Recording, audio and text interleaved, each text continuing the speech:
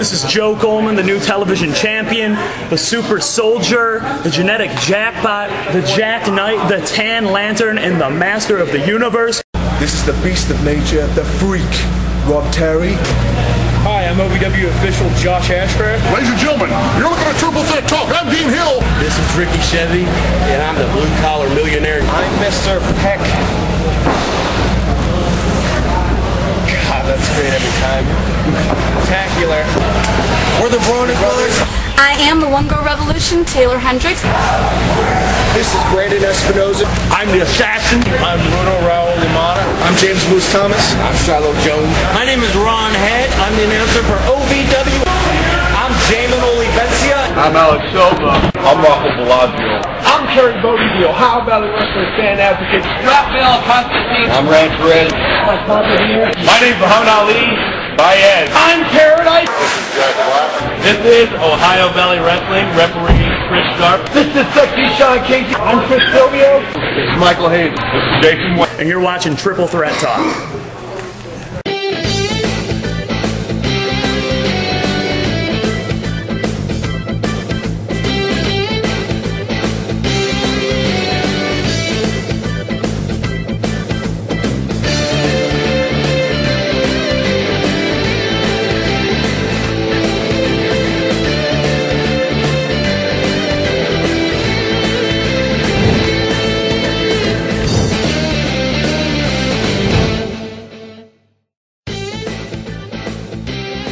Welcome everyone to episode 77 of the web sensation known as Triple Threat Talk.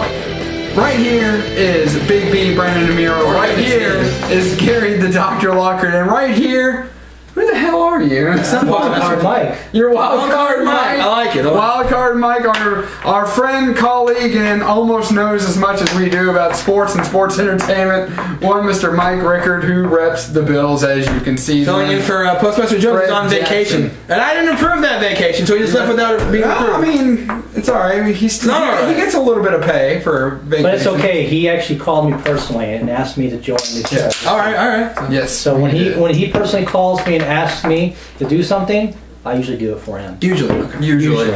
Alright. So, before we get started today, Yes. I wanted to bring this to everyone's attention because I know it's not just this. Okay. Alright. These new hats right here.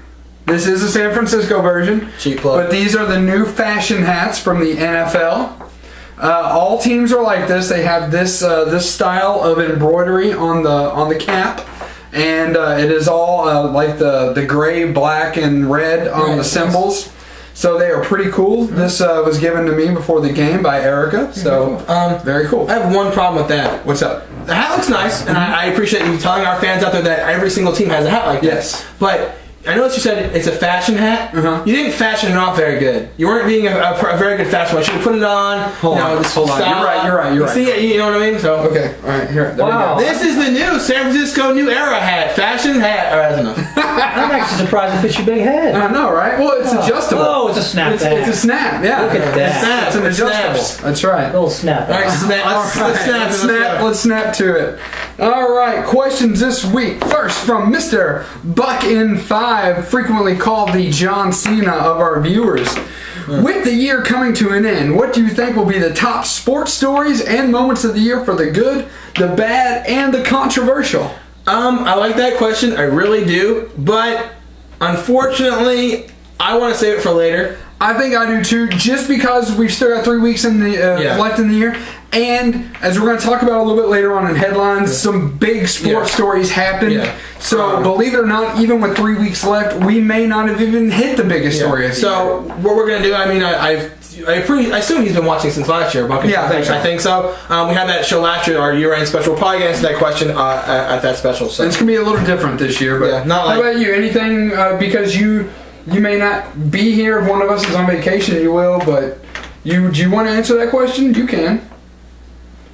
No, I'm good. You're good? Okay. All right. Who were our childhood idols you wanted to be the most? Also from the Buck and 5. Also from Buck and 5. I wanted to be Optimus Prime. I always thought that would be cool. Oh my God. But then I grew up and I figured that Shockwave was the better of the choices to go with. You realize they're robots, right? I I don't care. You realize you don't have a chance with Mickey James, but you still go after her. Hey, at least that person is tangible. It's real. It's physical. I can touch Optimus Prime, okay? It can be done. You can build him, alright? If I touch Mickey James, I'll probably get punched in the face by Magnus. But anyway, who's my child I you want to be the most? I guess I'll go with your answer. As a kid, you know, again, when you were a kid, you didn't know any better. Right. So my child I was probably Batman. When you were a kid, you don't know any better. No, they're bad. When you grew up, you kind of looked to people that were real people. And like I said, I looked up to people, like I think I told on the show where Miles would go by, like Leighton Hewitt, the tennis player, because I saw how he played and how competitive he was. And that's kind of how I was as a kid. I was competitive in everything that I did. So, how about you? Well, it's going to show my age, unfortunately. But my childhood idol was Jim Kelly. Okay, that's a good one. That's a good answer. It was also really cool when I got to meet him when he got inducted to the Hall of Fame back when I used to live in Ohio. Probably one of the best things ever. I was just like so excited to meet him. It was just amazing. Awesome. All right. Against all odds, 20. Do you like Chris? Do you think Chris Hero will be brought up to join the Shield? Cassius Ohno is his real name, but thank you. No, his real name is Chris Hero. But his WWE name is Cassius. Cassius Ohno. Do I think he will, or do I like you? Do I like it? No. Like I said, you know, it's weird because you can look at it the same way of Cesaro, where he was obviously they were the tag team in ROH. Claudio Castagnoli and Chris Hero in ROH. They're going their own separate ways. Cesaro's way up there in WWE. He's the United States champion. They're very high on him. And Hero's still, Cassius Ohno in FCW or NXT, whatever they're calling it now. He's doing his own thing. You know. As far as him being brought up to join the Shield, I don't think so. I just don't see. I think they like the stable they had with Ambrose, Rollins, and Reigns at this point. Honestly, though, I actually think he should have been from the beginning. Yeah. Maybe even have Ambrose out because Ambrose hasn't really been on NXT because I actually watch NXT every single week. Right. Because I watch on Hulu Plus. Yeah. Cheap plug. Yes, cheap plug. There you go. Watch Hulu Plus. Got everything on there. But it's just one of those things is. He should have been with it in the beginning. Right, yeah. And if he was, I think it'd be a little bit better, too. But he is having a really good feud down in NXT with Richie Steamboat. Right, yeah. And Ricky the Dragon Steamboat's son. And the thing with Ambrose, I think the reason they put him in there is because they were so high on him after the feud he had with Regal, and they like his character, and I think that's why he's in there now. So. Yeah, I kind of agree with both of you. I think he should have already been on there. I don't know. I think Roman Reigns is a good fit. Well, if people don't know about Roman Reigns, to be honest with you, Triple H is really high on him. And if Triple H is really high on somebody, yeah, exactly. They're a shoe-in the WWE for a while. Right. And then he's also the brother of Rosie. Oh, that helps. So. And I mean, it's one of those things where I just think that he should be part of the Shield. Chris Hero, I think he'd be a good leader or like a good kind of senior member maybe for the others to look toward. Because right now they wear these bulletproof vests or whatever it is, and they go around, Shield. And like I think Randy Orton and backstage what do they call it? Randy Orton actually praised him. He said that's what they used to do as Evolution Legacy. Yeah. But then he went on to say, we chose wisely. So I think that's where I was going with that. I think I think those three guys together actually is a really good. They are. And good nucleus. Yeah, and I like seeing them, which we're going to talk about later, but seeing them in a tag team match at the next pay-per-view is going to be pretty sweet. Yeah, seeing them actually on pay-per-view. Exactly. Also from Against All Odds, looking back on it now, do you think Kenny King burning his bridges with ROH to go to the TNA was a bad move? I don't know a lot about this subject. I think he does because he's nodding his head like a bobblehead right now. I don't know much about this because of the situation, but I can tell you from this, it's obviously a bad move always to burn your bridges. You never want to do that. You stole my answer. Sorry, especially in wrestling, because ROH is a very high respectable company and TNA is TNA.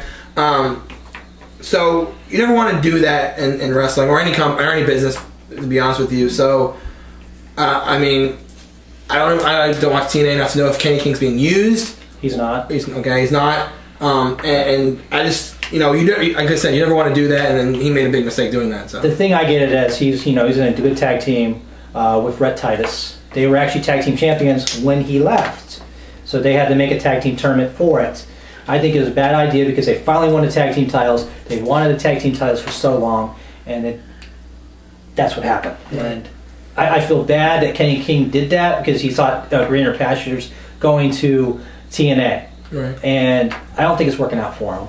And if he was to say, hey, Ring of Honor, can you think about bringing me back, back in a tag team with Rhett Titus again, I can see that happening because that's what they do. They forgive people after so long. Yeah. And I think I agree with that. That you never want to burn your bridges ever. It's a business world, and especially in a landscape where we see so many people going to different promotions day to day to day. He may need ROH in the future, and now maybe not. If you think about it, though, there's so many wrestlers in the past that's actually burned their bridges. Yeah, Bret Hart with companies, and they've come back. It's just hard. Bret Hart. Well, Bret Hart's those kind of people. You got one of those guys. You have Mr. Perfect that did it. He went to Lex Luger. You have the Road Warriors too that went to WCW, then back to WWE, back to WCW, but then did WWE again. Yeah. It's just, it goes on like that because that's one of the reasons why, if you look at it right now too, Road Warrior Animal wanted to become a road agent, and he never became a road agent because he burned too many bridges with WWE. So. It's a sad thing too. What are your thoughts on Tyler Rex ranting on John Cena? I actually did not hear this, so I will not be answering this question. These two will, but I don't know haven't heard about it either. So it's all you there. Basically, what happened was, if you know that finisher, I think he used to do it. He didn't do it anymore because of the Cena comments he made. Finisher called the Burning Hammer. Like, think of the Death Valley Drive, but reversed. Like your back's on the head, so they drive on the head, kind of thing. He actually wrestled though. Tyler Rex? Yeah. Yeah. Okay. He did. Yeah, he did. And so apparently, according to him, Cena came back to him and said, "Don't do that," and he was, getting on him and getting on his case, and he thinks that led to his release possibly. Oh, and that's incorrect. He asked for his release. My mistake. He asked for his release because he wanted to spend time with his family. But he opened up and he said these things about John Cena, about how he would attack him in the back verbally and stuff like that. And then I remember later in the week, Kenny Dykstra, Ken Doan from the Spirit Squad, he jumped on that and said Cena has done that. So there's obviously some hostility from these guys about Cena because he is the guy, and according to them, they don't feel it's right because he is the top guy, and he thinks they think he has the authority, but maybe he doesn't feel that way. Maybe he's just trying to help them out. I don't know. There's two sides to every story. The only thing I want to throw out there is if you're not the guy and the D guy doesn't like you that much, it's not going to help you. Yeah, look at Alex Riley, for example. Right. So. It's sad, too, because Alex Riley is a really good potential wrestler. He could be an upcoming person. And he was getting his push with The Miz, and he won that match at Capital Punishment, and then he had some kind of thing with Cena, and then he's not even... I mean, he's injured now, but before that... It's a shame, too, because he could have become a world champion in the future, and I don't think it's going to happen. He still might. He's a good talent. He's a mid-carder right now, at best. World champion, like I said, after this. I'm saying in the future. Right, could have been. Yeah, but not now. No, absolutely not. From the Prototype 400, why should he care about the WWE product for the long run? Just answer. Before we answer that question, and we are going to answer that question, and there's the Triple Threat Talk, so clearly, I mean... Yeah, we are answering. No. We are going to answer, but we wanted to address something... Maybe it's Dustin Long again. We can only hope. We just wanted to address something real quick with you. You all can always feel free to ask questions, whatever questions you want, whether it's sports, whether it's wrestling, or whether we answered a question earlier, who are our childhood idols. Questions get answered. The questions that don't get answered are A, ones we deem inappropriate, B, questions, and I don't mean to insult anybody, but questions that just shouldn't be asked, and C, questions that we have answered in the past. Numerously. Yeah, numerous times. So those are the questions that we mainly don't answer. Prototype 400, just, go with the viewers. I mean, you're a long time viewer. We respect you. Yeah. And I for one, I've taken your side on several things that you've asked, including the conspiracy theories in sports. Yeah. So, I mean, it's one of those things where you feel free to answer ask any question you want, brother. Feel free. Just don't get on other people for asking questions. As far as the statement you made about, it seems like if anyone asks, unless we ask a sports and wrestling question, it doesn't get answered. Well, first of all, think about what you're watching. Yeah, this is a sports and wrestling show. This is a sports and sports entertainment show, so think of that first of all, number one. Number two, it doesn't really help that you bash the viewers and you say like, oh, buck and five this, buck and... Like, first of all, if you have a problem with Buck and 5, that's your problem because he asks really good questions, and don't hate him for that. he asks really smart questions. That's why his questions get answered. And don't like say, oh, because it's not, you know, like he said, if you ask a question that's legitimate and we think it's a good question, we're going to answer it. So I don't know why you have this problem with these certain things. So. I mean, as you can tell, we're smart. I mean, my record with Top Dino, as well as my colleague's record with Top Dino, are rivaling that of Fox. So we know what we're talking about. So we have good insight on all around. Right. So anyway, your question here is, why should you care about the WWE product for the long run? And we're going to answer that. Well, yeah. So I mean, in the long run, like I said, I have some people in the future, like, you know, like Cesaro and Sheamus and Ziggler and Cody Rhodes when he can become healthy, and Wade Barrett. You know, they saw some really good young and up and coming talent. Yeah, I mean, they saw some good young up and coming talent that I see in the future that's going to be really strong. And are we running up against break? We got a little bit longer, so hurry up. Okay, I'll answer that question when we come back on break. Go ahead. No, go ahead. No, I'm really going to answer this question when we come back from break. Okay. All right, so go ahead. Okay. All right. Well, I guess we're going to take a short break. We'll come back. You're watching Triple Threat Talk. Stay tuned. Hey Cam, thanks a lot for coming to my school today. No problem, Nate. I promise to exercise and eat right. Don't forget 60 minutes of play a day, right? And I'll grow up to be big and strong like you. Absolutely. And play in the NFL. Yes, sir. And be drafted #1. Maybe. Become the starting quarterback of the Panthers. Okay. You can be my backup. Excuse me? And make Panthers fans forget about you. What? And become your mom's favorite player. Whoa. I'm just loosening my arm. And welcome back to Triple Threat Talk. I'm joined by Wildcard Michael Rickard. I am the Doc, Gary Lockhart, and this is Big B, Brandon Amiro. You sure? Sure it's not Kevin Steen? Pretty sure it's not Kevin Steen, as you're not a millionaire or close to it. Prototype 400 asked a very interesting question. Will you bring me down? Why should I care about the WWE product for the long run, especially with that student loan? Thank you! But my answer actually might shock you. I don't think you should care about the product of the WWE in the long run, just because of the direction it's going. A little inside information, they may not want me to tell you, but I'm always, the outspoken one. We've been debating on whether or not we should even continue covering wrestling. He's right, sorry.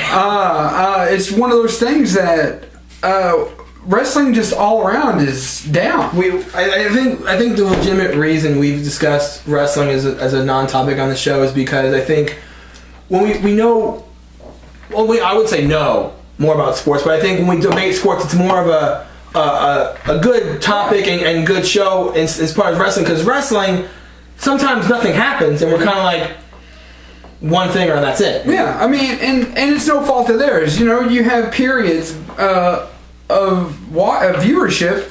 I mean, the fact of the matter is the wrestling's always going to be around. It's been around for 75 years, and no matter what anyone says, whether it is what it is and how they do their business, there is a little bit of credence to a business that keeps people, tuning in for 75, 80 years. Yeah. I mean, it's just a fact. Right. But we don't always have to cover it, especially when we talked about the last few weeks how we've felt about the wrestling landscape in the past few, and that's not just OVW, that's not just WWE, it's not just TNA. It's wrestling in general. It's just wrestling in general. It's just down right now. I mean, there's nothing original out there, and the ideas that are original aren't brought up by the standard crew. Mm-hmm. So, to hell with everybody else because they weren't born and bred in this business. I got news for you.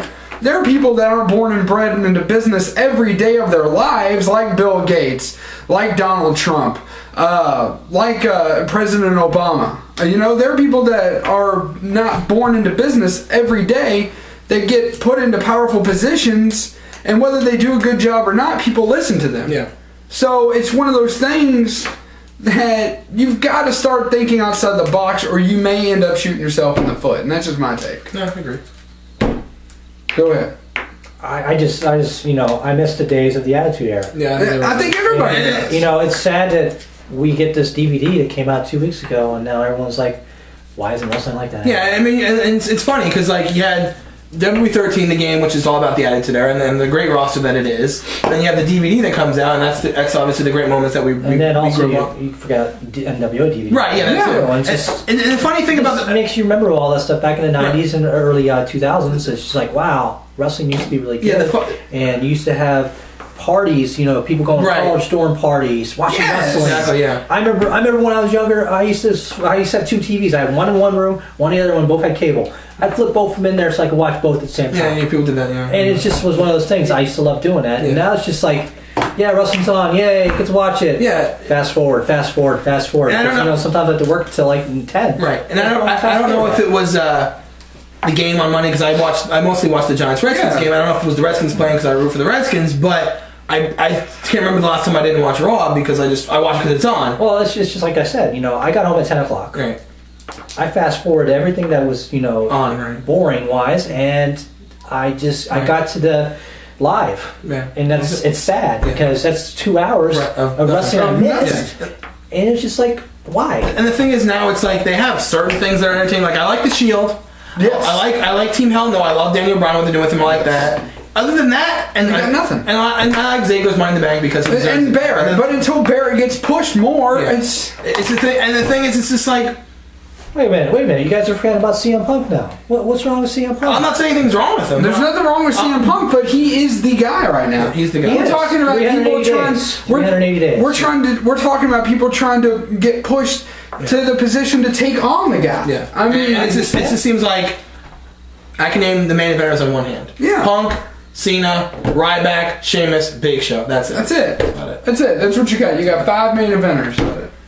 It's sad. Unfortunately, you have to put Dwayne in there since he will be having his championship match at the Royal Rumble. He's gonna win. He's gonna win.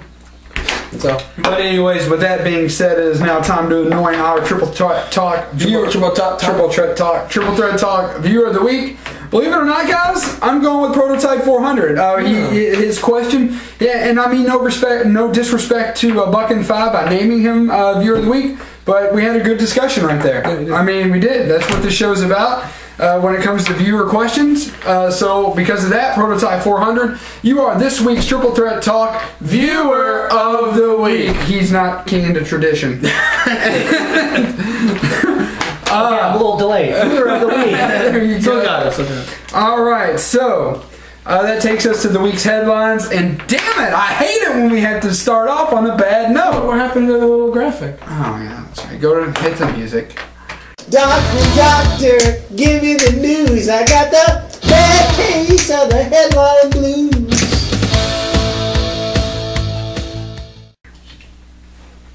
Oh yeah, can you feel that, Brian? Yeah, just like that. Yeah. All right.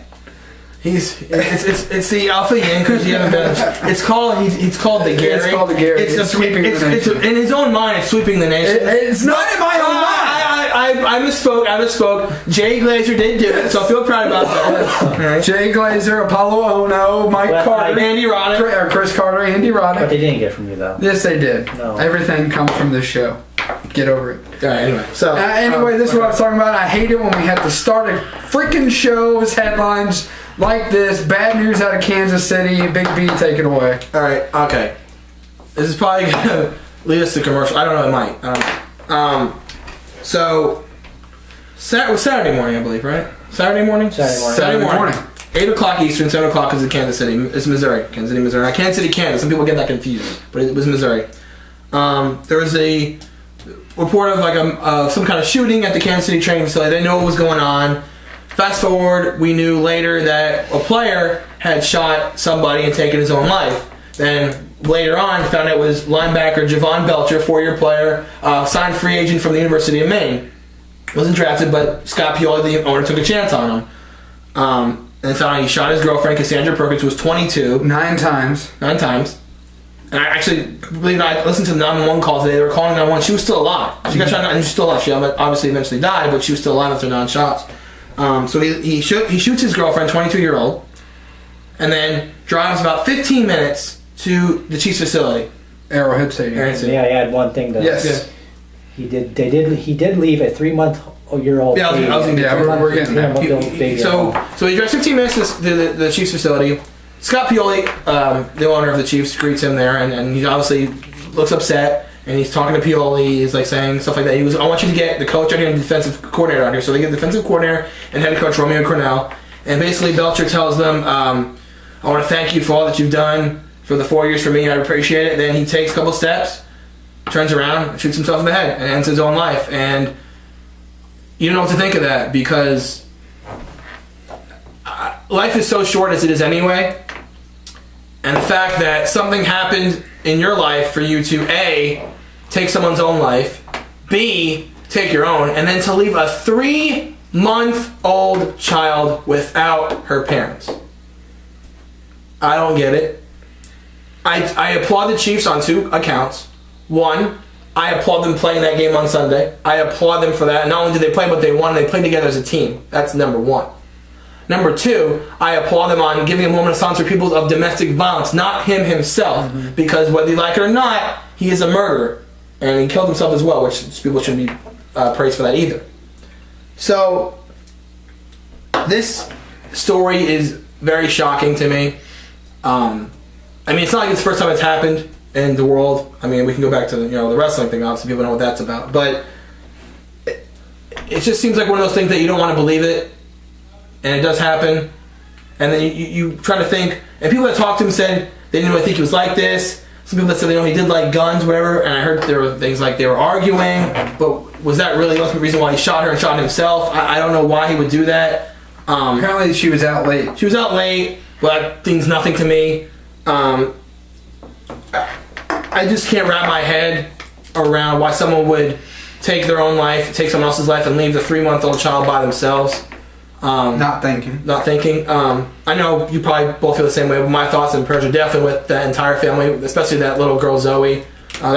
She barely 3 months old. You don't know who your parents are. I'm sorry. She might, but I doubt it. So she's gonna grow up her entire life without her parents, and that's not fair to her. And I honestly hope whoever she's with when she gets older, they don't even tell her about this. She's gonna know. She's gonna know eventually, but I really hope they find out. I mean, I agree with you, but the fact is she's gonna know. Yeah, and I'll end my rant on this, and you can go if you want. Like I said, a man is dead, and a mother is dead, and that's the one thing. But senselessly, right? What Javon Belcher did is one word, and I'm gonna say, and then you can go. It's completely selfish. It's a selfish act. It's a despicable act, and the fact that he took someone's life and left someone's life hanging in the balance is completely wrong. And you're right. So I was going to go with mine. It's selfish. And it's often been said that nothing is more selfish than suicide. There's nothing more. At least, if he was going to. I mean, there's just no way to do this. I mean, like you said, 2 people needlessly dead. And then people want to simplify it, try to simplify it, like Bob Costas, who's usually a respected reporter, but then he goes off on this rant about gun control. It's so idiotic. It's ridiculous. I agree with him to a point. No, there's no agreeing with him. To a point, because this country has a problem with gun control, obviously. That's number one. But here's the problem. But here's one thing I want to say with that. At least it's not a politician trying to do that. Right. And that's true. That's one of the things is, I'm going with Brandon there. I kind of agree with it a little bit. Yeah. But you have to go in a certain way with it. This is why I don't agree with it, because law-abiding citizens who don't have guns, if you take away guns, law-abiding citizens won't have guns. Right. Okay? And criminals will always have guns. Right. Always. And so it's going to be the criminals against the law-abiding citizens. You're sitting ducks out there. Well, gun control is not a necessary evil. Human controlling guns. Well, I was going to say to also his point, Costa's point. Like I said, I don't agree with him 100%. I agree with him a little bit. So are you? So my question to you is to counter your argument. If Belcher doesn't have a gun, he probably doesn't do what he did. If Belcher doesn't have a gun, he probably doesn't do what he did. But guess what? If Belcher doesn't have a gun, he could have done something else. He could have done something else. Could have done something else. There's people in the past, I'm not going to say names, that's actually strangled their wives and then committed suicide themselves. Again, I'm not going to say names. It's happened before. So it happens before. It don't matter with a gun. It doesn't matter. There's other ways. I mean, he could put a bag over her face, do something like that. I'm not trying to say a gun is a tool. It is an extension. If my will is to shoot someone with a gun, guess what? I'm going to shoot someone with a gun if I have a gun. I'm not a violent person. I would never personally do that, but I'm just saying, right. You have free will. Whether what you do or not with that free will is up to you. Mr. Belcher, unfortunately, chose to use his free will to end the life of his girlfriend and his own life, and leave his 3-month-old daughter life to be an orphan for the rest of her life. I don't care. I don't care how bad your life is. I don't think it's worth taking your life. There's always ways out. There's always ways out. Talk about somebody. I mean, that's the one thing. You talk to your players. The Chiefs organization even said that they reached out to both him and his girlfriend in the past, previously. Yeah. So there's always ways of it. But the fact of the matter is, this would have happened whether there was gun control or not. I mean, like he said, it's not unheard of. Right. Unfortunately, you have all this stuff. And personally, knowing the fact that I can own a gun makes me feel better because of crazy people out there who like to do home invasions and torture people like that. And it's always the law. Yeah. There's actually a new show on A&E. It's called Panic 911. Yes. I'll tell you what. Exactly. That's one of the reasons why people need to have guns. Yes. And those are some crazy people. I was watching that. I was like, oh my gosh. It's like people just run into people's houses. Yep. People are in there. It's just, that's the reason. It's self-defense. That's the reason why you have to have a gun. Just self-defense. And it goes on. And it's one of those things that there's no other words to describe this. It's a tragedy. Yeah, it's a selfish, selfless tragedy. Yeah. And it's one we're not gonna ever soon forget. Right. Yeah. So, you got anything to add, or? I did mine. Okay. All right. Well, on that note, we're going to come back and we're going to crank up the enthusiasm and the attitude and the goodwill, because we're going to talk about the rest of the weekend headlines on Triple Threat Talk. Stay tuned.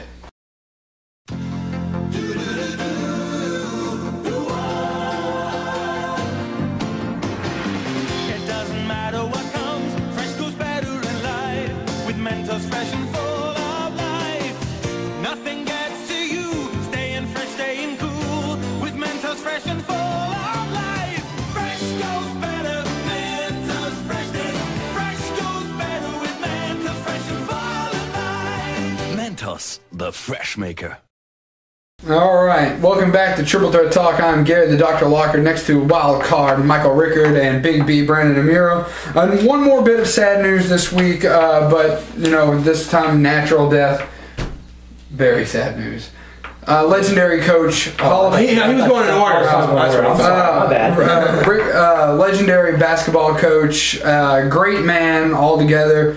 One Mr. Rick Majerus dies at the age of 64. Right. I've often said that Rick Majerus had some of the best sports lines. Yeah, he did. That he said, and one of his best came after his loss in 1998 to the Kentucky Wildcats, as they won the national championship that year. He said, when I die, which unfortunately has just happened, but when he dies, he wanted to be buried at the finish line of Church of Things, that way that he could get run over by Kentucky once a year at least. So, because that had come on the heels after the Kentucky Wildcats had eliminated some form, in some way, shape, or form from the NCAA tournament, Utah, and 3 or 4 times in a row. So it was pretty humorous. When I went to the Rams game, they had a moment of silence for Mr. Majerus because he was a Billiken. So. Oh, you were for the Rams, right? Yes, I went, of course, to support the Rams. Yes, of course. That hat over there. Yeah, that's right. A-Rod has hip surgery and will be out 4 to 6 months. That's a shame. A-Rod's never going to be the same player. I like how you said it's so melancholy. Like, whatever. That's a shame. But the thing is, A-Rod's never going to be the same player he used to be. I mean, I remember when he used to be a 5-tool baseball player. Yeah. I mean, back in the early 90s, 80s. I mean, I should say late 90s, I should say. Yeah. He was a five-star player, and everybody was like, "Oh my gosh, he's like the best player, next Babe Ruth, next DiMaggio, all that good stuff." He's never going to be the same player. No. And here's the thing about A-Rod. He's never produced in the playoffs except for 2009 when they won the World Series. And you know what? Though? But you know what? Now here's the thing. Now he's out 4 to 6 months. He can hit at anybody he wants to now. He's out this time. He's got this time to just hit on women and not baseball. Here's my baseball, my phone number. Please call. Seth Meyers from SNL a couple years ago had a hilarious story about that. At the time, A-Rod and Kate Hudson were dating, and Kate Hudson wound up, pregnant. And he said that A-Rod might be the father, and Seth Meyers said, Kate Hudson reportedly pregnant by supposedly A-Rod. If this is true, this would be the first time ever that A-Rod is produced in the month of October. I thought it was hilarious. It's pretty good. But moving on with that, Alabama wins the SEC game against Georgia in the last moments of the game on this play. Yeah, I want to talk about this while this play is running. Georgia should be ashamed of themselves. Georgia should be ashamed of themselves. Not only, here's the thing, right? Alabama scores late. Okay, Alabama scores late, so you figure, alright, what was it, like a minute left? About a minute left, and Georgia has the ball. They're in the Georgia Dome. They're at home. This crowd is trying to rally behind this team and finally make that push for them to get the national championship. They make some incredible throws, get down the field. They're on the 15-yard line. Clock is ticking. Tick, tick, tick, tick, tick, tick. So, of course, we're going to throw a pass for completion. Yeah, first of all, why don't you spike it, first of all? Spike it. But according to the Georgia head coach, spiking takes time. Alright, so if they spike the ball there, they have at least 2 plays.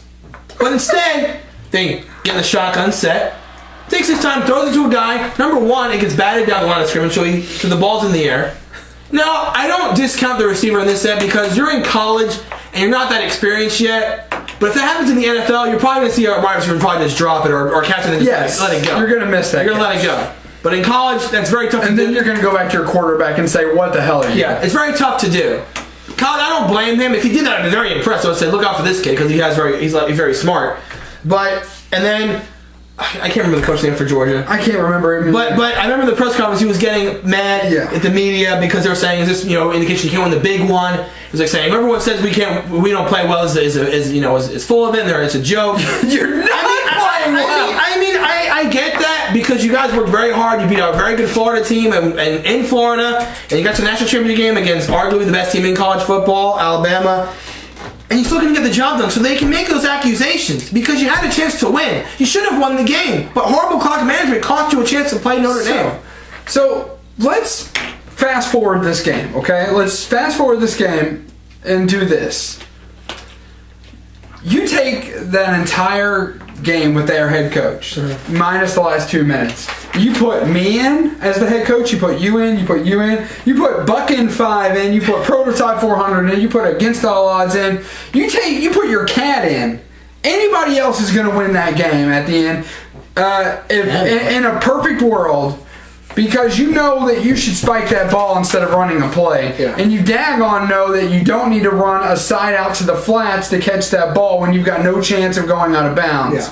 So what you do, you take a shot at the end zone. You run your flat the opposite way and add a slant to it, and you've got a touchdown pass. Yeah, and then Alabama can't win. It's simple. If your execution is done correctly, then you miss the play, and guess what? You've got 3 chances to run that play because it stops on an incomplete pass. You spike the ball, then you have 3 chances to run that play. You have a chance to put away a team. Put them away.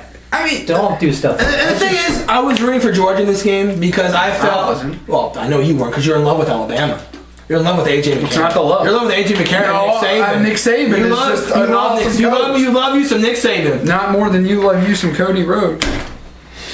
Really? Anyway, what I was going to say was I root for Georgia in this game because I felt personally as a sports fan, number 1, Alabama will last year give someone else a chance. But kudos to them, they fought hard. Let the best team win. I'm getting that. The best team did win, obviously. But the thing I was getting at is I felt that Alabama blew their chance. They threw away literally to Texas A&M. And Tuscaloosa. No, they didn't because guess what?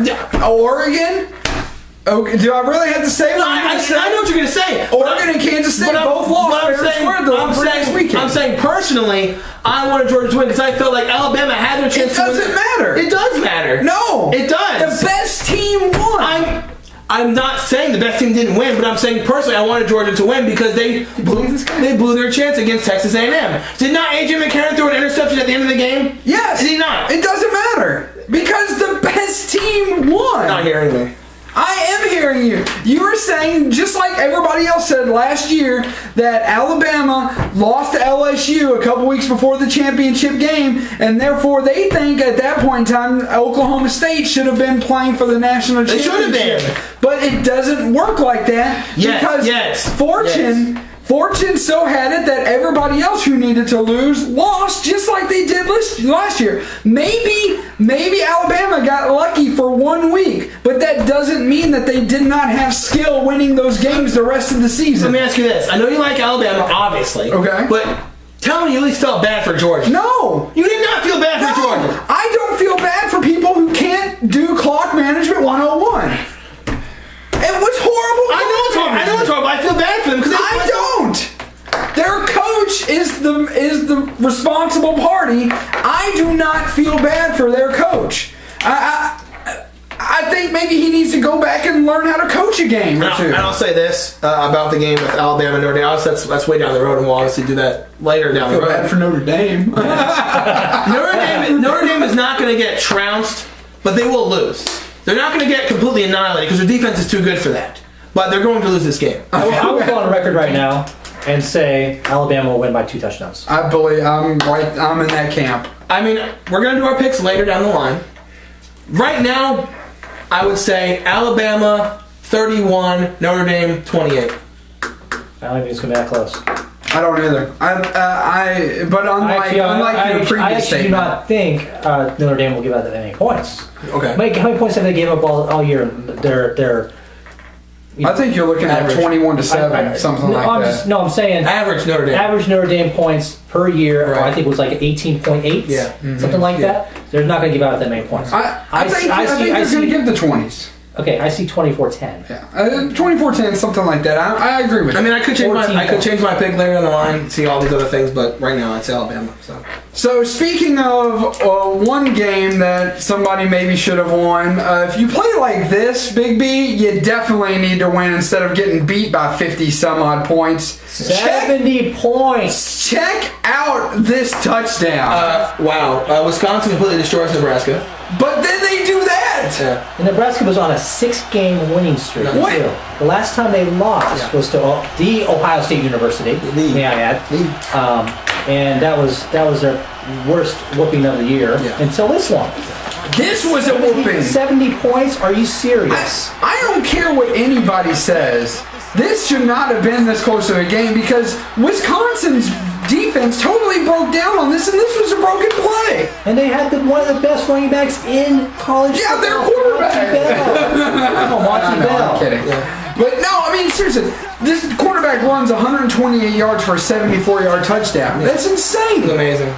Wisconsin completely destroyed Nebraska. What did he break? Like a bazillion tackles right there? 3rd and 11. I think he channeled Frank Tarkenton to that. But you know what's really sad though is they shouldn't even have been in that game. No. If you think about it, Ohio State should have been there. But with what's going on, and then the next one in line was Penn State. They couldn't be in it either. So of course Wisconsin sneaks in there. They go to the Rose Bowl. Yeah. And it's just one of those things is if those two teams would have been this year, they would have been there instead, not Wisconsin. Right? It would have been different. Kudos to Wisconsin for putting up 70 points. Yeah, kudos to them. No, I'm not saying that. It's like in basketball. Yeah. But again, I heard something on radio this morning. I was listening to Colin Cowherd, and he was talking how Wisconsin has no good players up there at all. They have one good player in Wisconsin. That's absurd. In high school, I should say. It's just. But yeah, it was an amazing play. I think he challenged Frank Tarkenton, like I said. I think he challenged a former Wisconsin quarterback in Russell Wilson. I think. And while we're on the Wisconsin thing, real quick, as everyone knows, the Wisconsin coach is actually where now? Arkansas. Arkansas. And, who wants that job, right? Yeah. Yeah. And speaking of coaching moves, the Ville's own Charlie Strong. And a kind of predicament. The word is right now, the word on the street is that Charlie Strong is going to be staying. I don't know to confirm that, but that is the word on the street that he and Tom Jurich, the athletic director of the University of Louisville, were in touch and in meetings to expand his contract. Cardinal Chronicle earlier today, which is one of U of L's Homer writer pages, they said that the job had been offered to Vandy who? Charlie Strong? No, the Tennessee job had been offered. Charlie Strong. But it had been Mike Gundy. Okay. Sorry, it had been offered to Oklahoma State's Mike Gundy, which I find hard to believe because Mike Gundy played at Oklahoma State and is now coaching at Oklahoma State. So why would you leave your alma mater? So I think that's a ridiculous report. If it's true, that's one thing, but there's been no evidence to come out to suggest that it was a true report. Right. So I think maybe they were just trying to make that up to mully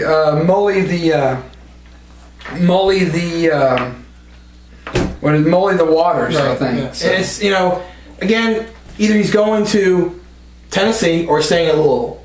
And so he said, Mike Gundy, I'm a man! I'm 40! Was the candidate for Tennessee. Yeah. He's a man. He's 40. I'm a man! I'm 40! So, I mean, what do you think? I think aren't you a Cards fan?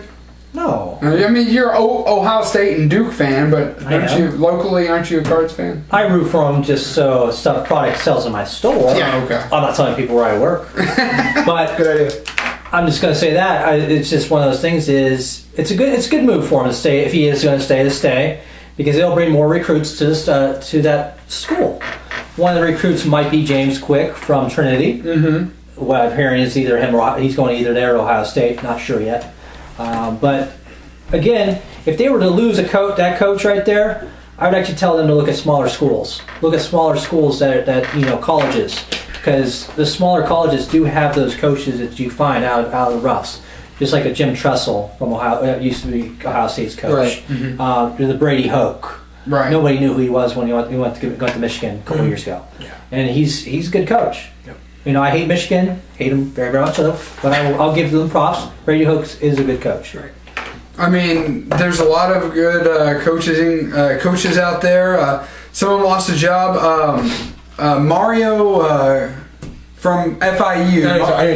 FIU. He lost his job today. Was fired. FIU's head coach. Well, how about the Auburn coach getting fired after 2 years? After 2 years. 2 years after winning national championship with Cam Newton, Mr. Prima Donna, I should say.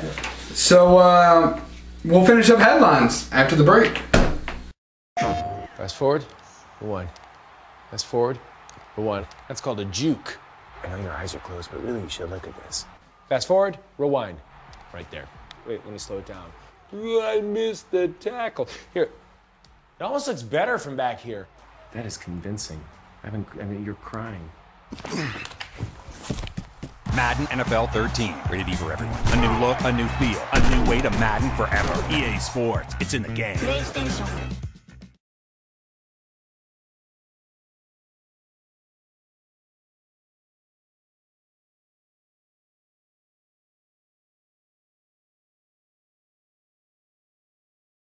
And welcome back to Triple Threat Talk. I am Big B Brandemir alongside Gary, the Dr. Lockard, and down there on the far end is Wildcard, Michael Rickard. We're going through headlines here, and now a headline that I'm pretty sure you're not too happy with, I would say. Yeah, I'm not too happy about that. For the first time since Coach Calipari takes over the reins at the University of Kentucky, the Wildcats drop out of the top 25 following 2 tough losses to 2 good teams.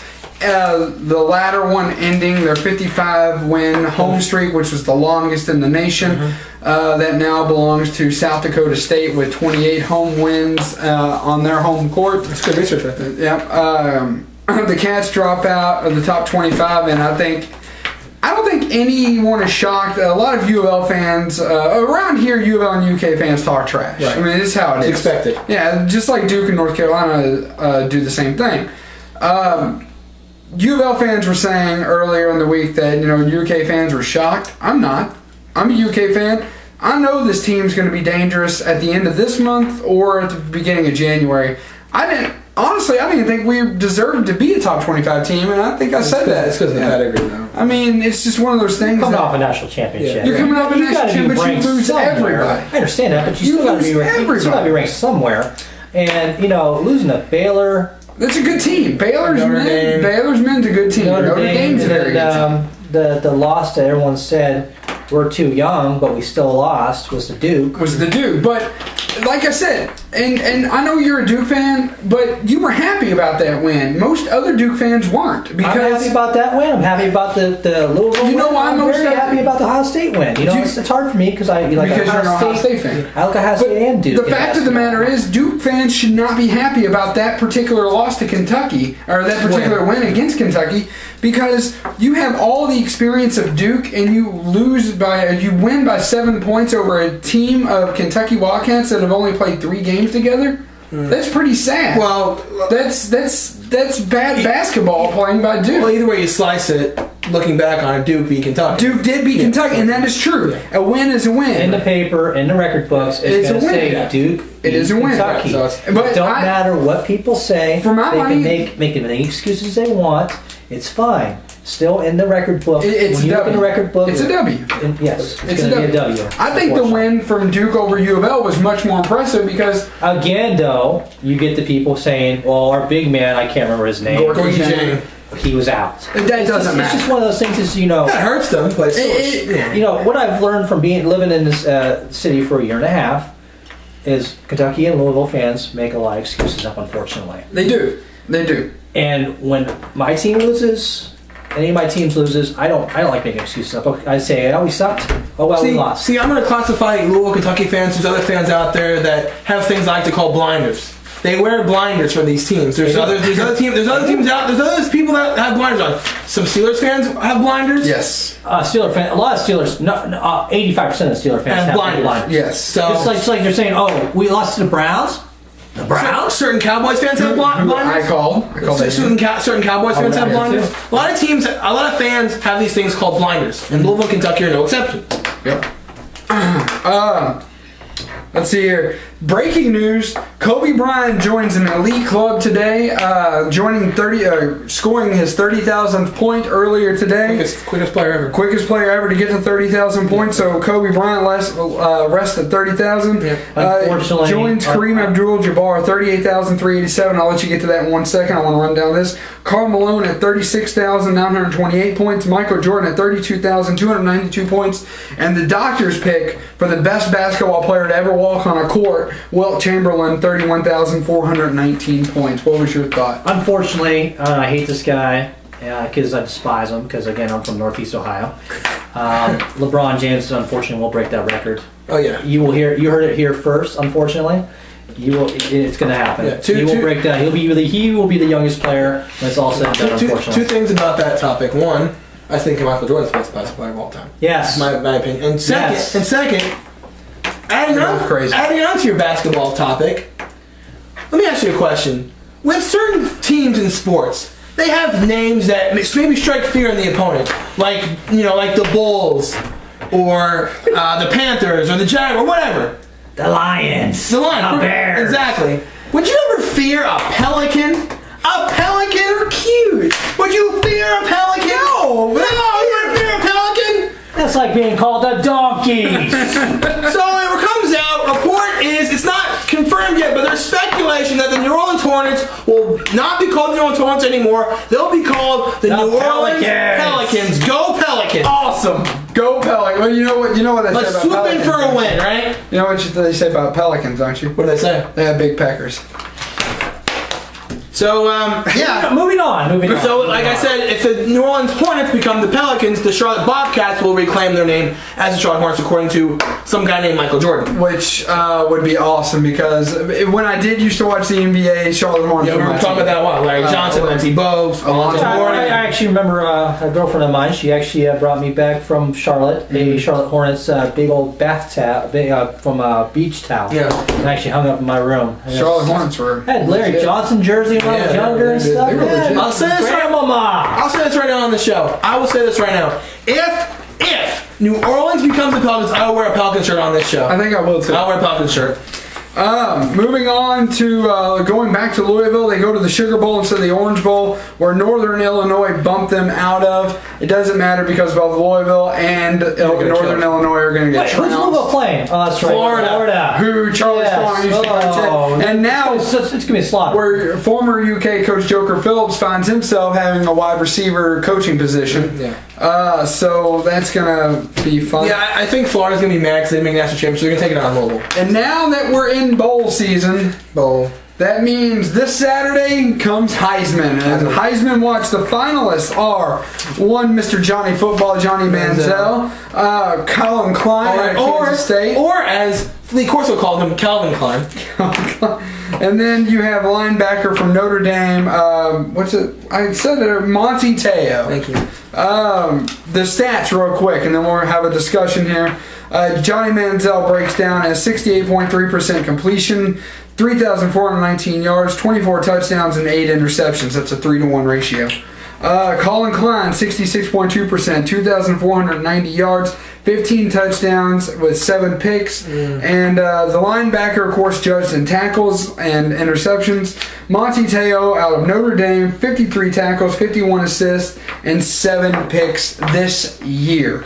And I know you're thinking those aren't impressive numbers, but take into consideration these people play 4 games less than NFL, at least 4 games less than the NFL. This is a tough pick because initially I was going to go with Klein if they made the national championship, which they did not. So I'd like to pick Teo because it'd be a first time since I think Charles Woodson that someone won the Desmond Howard that won there was a defensive person who won the Heisman. I don't know. I just like Johnny Manziel. I think he's going to win the Heisman. I think, you know, I think his biggest stage that he was on was against Alabama in Tuscaloosa. And I think that was the game where it said, this kid's going to win. Because he played a phenomenal game and he beat Alabama. And presumably knocked him out of the national championship game for the time being. So I think he wins. I couldn't agree more. Johnny Manziel, the biggest thing he has going for him in a Heisman vote, though, against him, is he's a freshman. Yeah. He's a freshman. Yeah. And for that reason, a lot of people think Teo's going to defensive. win. Okay. Yeah. Do you think them being a national championship game helps him? Yes. Okay. Yes, I think it does. What do you think? I know you had brought up an interesting thought earlier. I'm actually surprised there wasn't 5 finalists this year. Yeah. Yeah. There usually are. 3. Because I feel Braxton Miller got snubbed. I feel Bridgewater. And I don't think Bridgewater did. I think that's some Bridgewater guys. I think Braxton got snubbed is because he carried the Ohio State team this year. Yeah. He was the only offense they had for I'd say 6 games in the beginning of the year, and then Carlos Hyde came out of nowhere. It's like he was like, okay, here I am too. That's the only reason I say he got snubbed is because of that. You know, they went 12-0. Yeah, I understand they're not BCS contention, right, eligible and stuff like that. But him getting snubbed with the team ineligible, I think that knocks Urban Meyer getting snubbed as Coach of the Year. And see, that is what I told you. I kind of agreed with, but the fact is that they're not eligible. I mean, they played. When you're not eligible, you're certainly they played with their hearts and pride. They were 66 last year. Yeah. Braxton Miller played last year too. And I'll give you a perfect example too. I'll give you a perfect example. Anyone can argue with me all they want, but the facts are the facts. At the time Randall Cobb was at the University of Kentucky, he was, without a doubt, the best player in all of college football. Without a doubt. There is no doubt. But the fact that he played at the University of Kentucky meant that he kissed a Heisman trophy goodbye. And no one did more to help a team win, as little as they did, to help a team win more than he did. And you can kind of compare that to Braxton Miller. Yeah. They went 12-0. Obviously, that's the most wins. But the thing is, he plays at Ohio State. He plays at Ohio State. Is in their top program. Exactly. Program. But that should not matter because what they declare the Heisman as, and correct me if I'm wrong because I know I'm not, when they advertise the winner of the Heisman, quote unquote, shows athleticism, shows sports, and helps their team win. Helps their team win. Didn't I just say that? You did. But Randall Cobb helped his team win on more occasions than any other team that year. than any other player on any other team. What was the record that year? 8-4. And they had an 8-4 year not too long ago. That's not good enough. To them, that's not good. But at the same time, Braxton Miller has an all-star supporting cast around him at Ohio State. Not necessarily. Yes. No. You cannot go 12-0 and blame that perfectly on the quarterback. Okay. It can't be done. But the fact of the matter is, I do agree with you on Urban Meyer, though. That is one point where I do agree with you. Hey, don't get me wrong. You know, what's the guy Notre Dame coach Kelly? Chip Kelly. I understand. For sure. He wants it. Yeah, because no one expected Notre Dame to be undefeated this year. Nobody. They expected them to lose against Michigan. They expected them to lose against USC. Oklahoma. I think there was one more game right there in two. Pittsburgh, they should have lost that game. Oh yeah, absolutely. Pittsburgh gave them that game. But again, yeah, I understand that one. But again, Urban Meyer did get snubbed out of that too. Yeah, I agree. But next year, whole new season. Yep. Next year, we'll see gloves come off. Gloves going to come off. Exactly. You're gonna see Ohio State. People are like, wow, where were they last year? Okay, there you go. They were out of contention. They'll recognize they were 12-0. Weren't they 0-12? So going from that, we're gonna delve in a little bit to the NFL. A little bit of downing news, especially with me being so high on the Vikings. Percy Harvin placed on injured reserve after not playing the last 3 weeks. He caught a severely sprained ankle injury at Seattle, actually. So, and to be honest with you, before he got injured, he could have been the MVP of the year. I believe he could have too. There's not a doubt in my mind that he was cruising that way. Who was the first person to say that? Was it Tim Hasselbeck? Somebody on this show. I thought it was Tim Hasselbeck. It might have been Tim Hasselbeck. Right, we're moving on. Anyways. Moving on to talk about a couple games here. The Falcons and the Saints. The Falcons get their revenge. Yeah, I picked the Falcons, so did Postmaster. I think it's pretty much knocks out the Saints playoff contention, considering who's in the wild card. You know, like Seattle, Washington, Tampa Bay, even Dallas.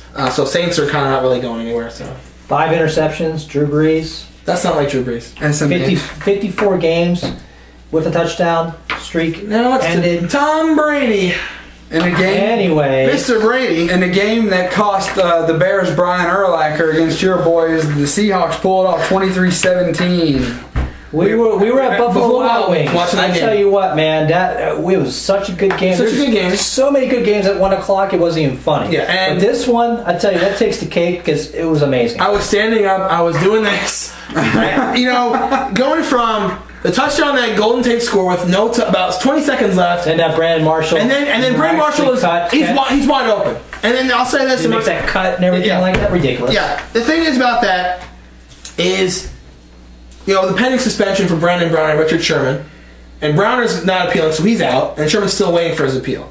That's 4 games going to hurt. Right, it's 4 games, but then Brandon Marshall has 10 catches, so obviously the corner's not being there didn't really hurt them. And we'll talk more about NFL when we come back from the break here on Triple Threat Talk. Oh, hi, Tom. Hey.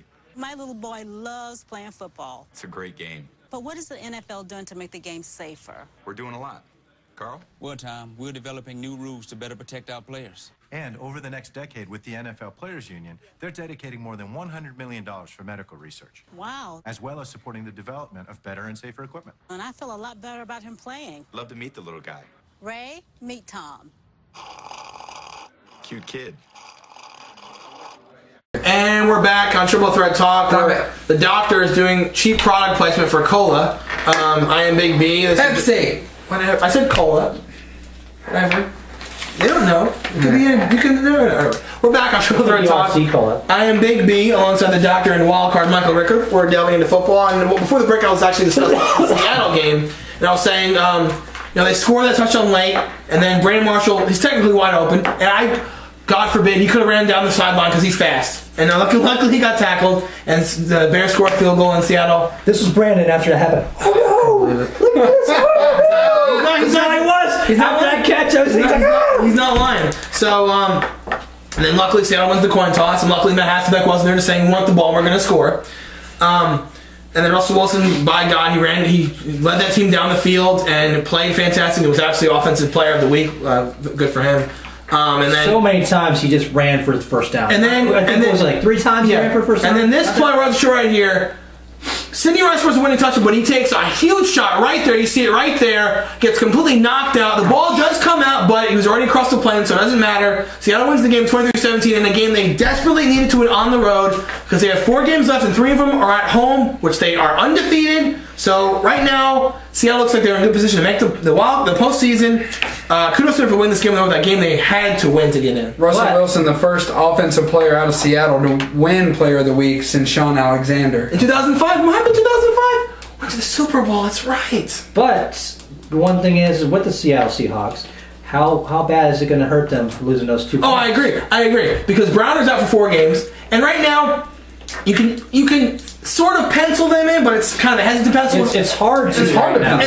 In the playoffs, and they'll get Browner back because it's a 4-game split. So if they make the playoffs, they'll be back for the playoffs. Richard Sherman, however, who I think is the better corner out of the 2, they did make the playoffs one year, 8 and 2, 7 and 9, 7 and 9, and then they had Skittles, Beast Mode. Anyway, a game that no one picked but myself. I picked Seattle. Everyone picked the Saints. But anyway.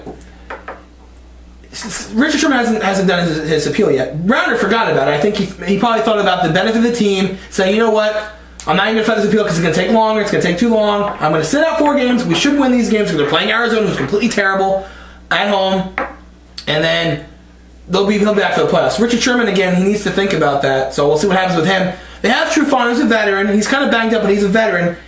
And again, that play with Brandon Marshall kind of showed if they don't have the corners, they're going to be all right because Brandon Marshall had 10 catches. So your Bills fare well against the Jaguars, 34-18, showing they got some fight left. C.J. Spiller with a touchdown in the 3rd quarter to kind of secure that win for them a little bit more than what it might not have been. Right. Ever since Mario Williams came, apparently he had a wrist injury at the beginning of the year. Ever since that's been fixed, our defense has been a lot better. Yeah. It's nice to see that we do have a little fight in them right now, and I'm hoping we can get another W this week against the Rams. Yeah. We'll see. Yeah, you know, and I kept saying, I was kept ribbing him on Sunday, but I said, you beat the Jaguars, so it's not hard. It's not a, yeah, we won. We won. You beat Jacksonville. And how about when your rookie quarterback pulls this move to go ahead and roll that footage right there? Win this game at the last second, literally. Yeah. At the last second. That was another one of those 1 o'clock games that we got to see. That's the game we saw at the end. And here's the thing. Ridiculous. Takes the Colts to 8-4. Yeah. If you have any conceptions about who Rookie of the Year is, whether it's RG3 or maybe Russell Wilson now after the game he played against Chicago, now Andrew Luck's at the top of the list because look at this is the big picture I look with Andrew. When your quarterback can do that, you got to throw in Doug Martin. Yeah, well, yeah, Doug Martin too. But there's those 4 players right there. It's going to be hard. Yeah. It's going to be a toss-up this year. The thing that I was going to say about Andrew Luck, about the reason he's probably going to be Rookie of the Year, the big picture I look at with him, it's not about the way he plays, it's not about numbers, it's about none of that. It's about the fact that this team last year was 2-14. They lost 14 football games. They were the worst team in football, and they get Andrew Luck, and what do? They win 4 times those games. They are 8-4, and they are sitting pretty in a wild card position. So Andrew Luck is worth 6 games right now. Yeah, exactly. But do you think last year, do you think the Colts actually did it on purpose? Maybe. I want to say no, because I don't think a team would do that. No. But looking back on it, I mean, let's face it, they didn't really have anybody you can really argue that they would win games with anyway. They had nobody. So, that's true. So they did have people, but they didn't have anyone to get those people the ball. Right, exactly. They had Reggie Wayne, they had Pierre Garçon. They had like 4 quarterbacks. And Pierre Garçon was injured half the year too. He was active. Playing well Washington. Austin Collie was too. So, but you know, the Colts really benefited from being really awful last year because they are sitting pretty. So 49ers and the Rams. I went to the game. As people who watch the show know, I went to the game. Yeah. The Niners did lose. Yes, they did lose. 16-13. Almost another tie. But 10 seconds away from being a tie. When the doctor part 2. Tie part 2. All right. The doctor when the doctor was leaving, you know, because the doctor is a known celebrity. You guys may or may not know this. I was given a little memento. D-list, E-list. D-list celebrity. Okay. I thought it was F-list, but okay. I got an F word for you. When fun, right? Let's talk about fun. When I was leaving Edward Jones Dome, which is actually a very nice facility. Edward Jones Dome. Edward Jones Dome. Edward Jones, a very successful investing corporation in the West. All right, anyway. I was given a memento of my wonderful time at the game. Okay. Celebrating 75 years the St. Louis Rams this year. Look at that. Thanks, guys. Thanks, St. Louis. I appreciate that. Yeah, you got Dick Vermeil on here. Yeah. Marshall Falk, Isaac Bruce, all the greats. Kurt Warner. Yeah. Take a look at that. Yeah. You try to get trying to frame that? I'm going to frame it. Should have got signs, man. Come on. So St. Louis. I know Kurt Warner had been around there because his wife's always still there. Well, I will say at halftime they did something pretty cool. They, instead of having a halftime show that was lame, they put a. You mean Justin Bieber was there? Exactly. They put Rams, since they are celebrating 75 years, they brought back Rams legends, and one of them was one Mr. Number 80, Isaac Bruce. And the place went ballistic because not only did he give some good years to the Rams, he's an icon. Do you know why the place went ballistic? Because he played for both the 49ers and the Rams. Well, no, do you really know why is that? Because like, hey, guys, our receiver will never get as good again. Bruce. But yeah, I mean that place Honestly, went ballistic. to be honest with you, they actually have some good receivers right now. No one as good as Isaac Bruce. I know, but still, you're not gonna have anyone as good. They still have some good receivers. Hakeem, no. I mean, Isaac Bruce was Torrey Holt. Both gave great time both to the Rams and the Niners. It was amazing. Of course, NBC Sports comes out the next day. I told you guys it wasn't a safety. I was there. I told him after it happened, after he posted on that, it was not a safety. It was not intentional grounding in the end zone. NBC Sports comes out the very next day and backs my story. Two things. It was not intentional grounding. Two things. Who actually broadcast the game? Was it Fox? Yeah. And Mike Pereira even said at the time, I was told when I got back, Mike Pereira said it was not a safety. Okay, two things.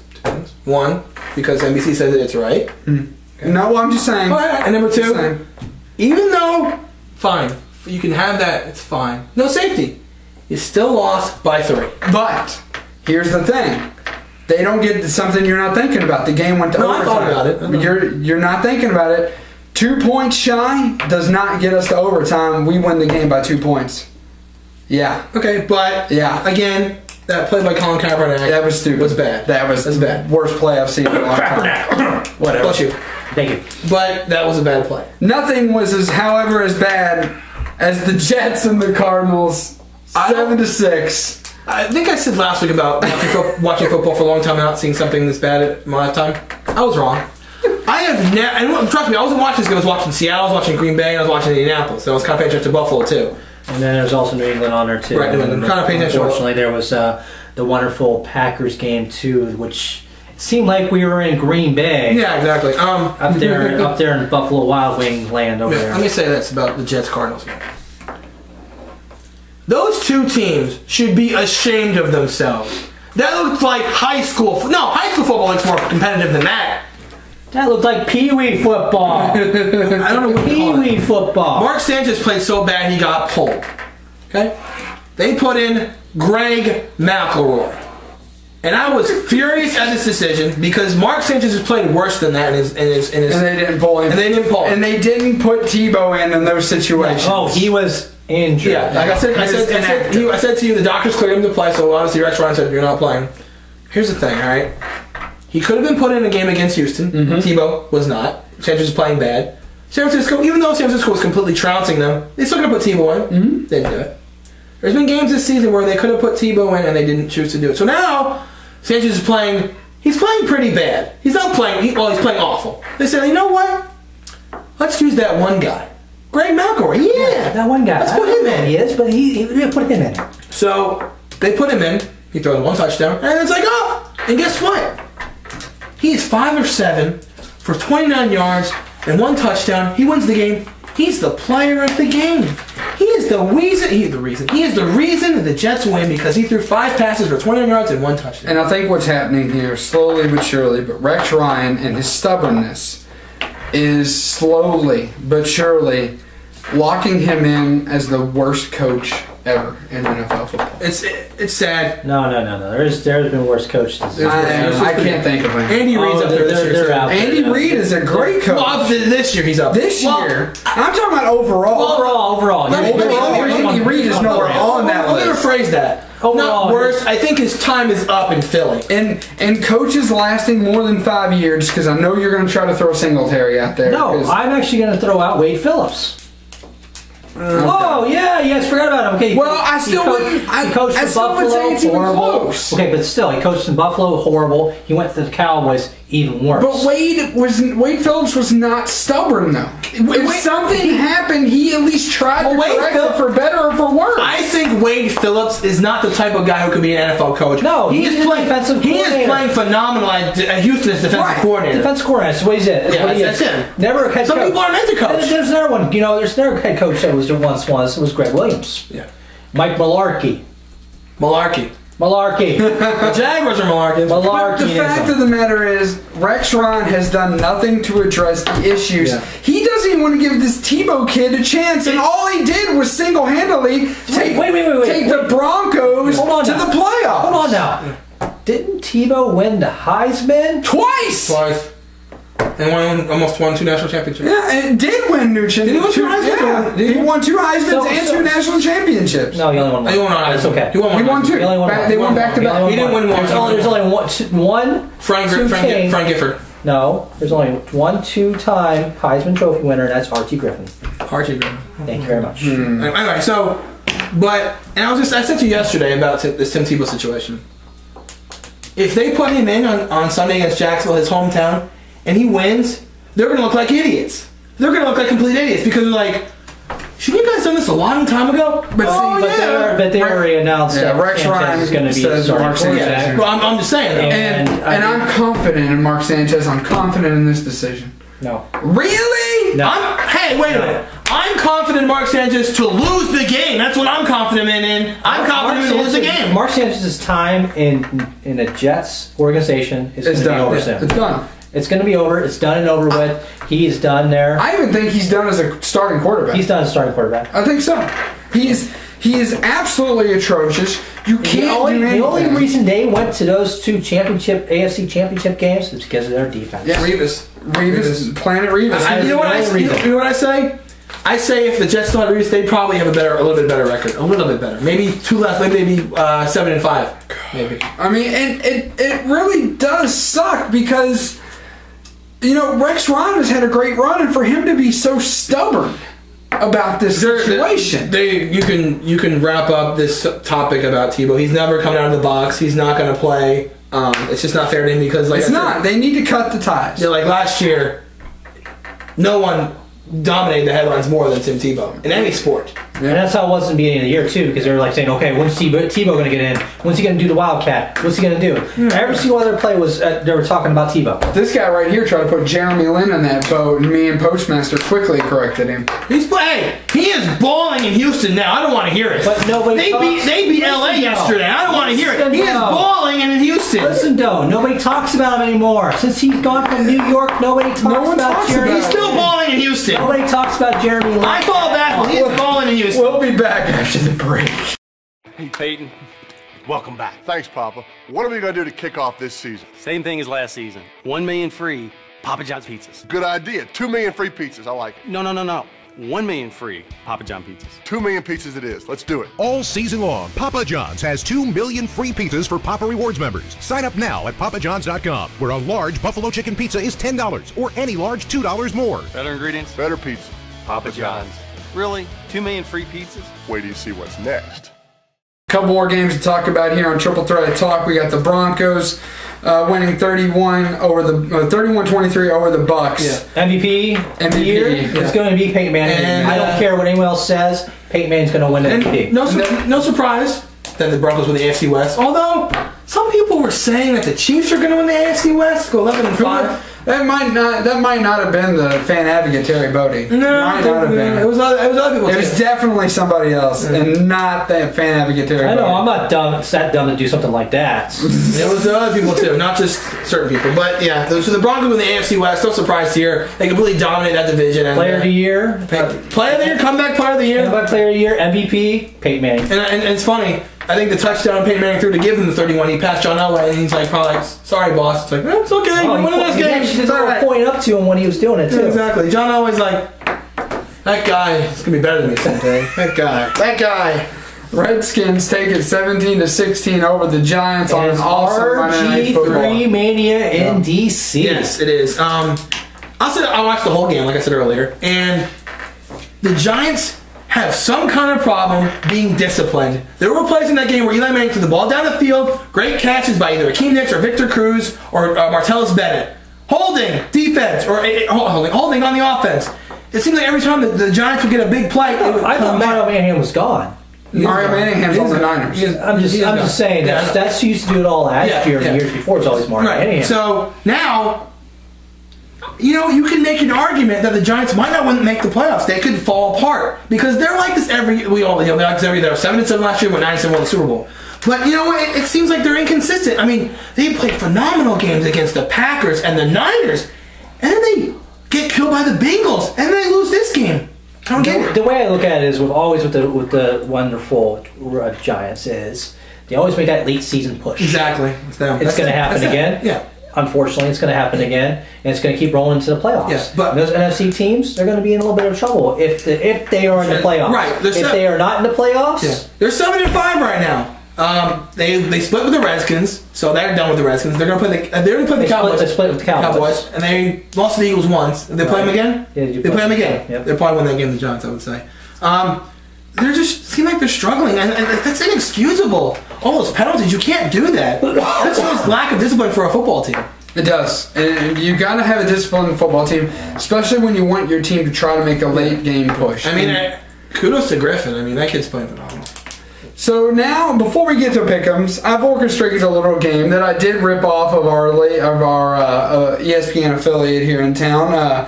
It's called Name That QB, and it's going to be Big B versus Wildcard. So you've turned into Pat Sajak over here? Yes. Okay. So can I buy a vowel? Here's the object. I hate this game. Give me buy a vowel. I'm going to give you 4 stats and I'm going to narrow it down to 7 or 8 guys. Wait. Hit the music. All right. I'm going to narrow it down to 7 or 8 guys for you, and I have 5 questions. All right. You name the quarterback that I'm referring to, and the quarterback will only be a first or a second-year quarterback that has started every game up until this point. That is the answer, okay? So you're not going to get someone, it's not going to be Alex Smith or Ben Roethlisberger or anything like that. It's going to be a select group of guys, all right? I'm going to read the stats, and I'm going to go to you, and I'm going to go to you. You can win. You can win the answer, you can lose the answer, or you can tie. What do I win? You win bragging rights. Do I own a new car? No. First question. I have to and listen to how I word some of these because it's very important. I'm a quarterback. I have a completion record of 57.5%.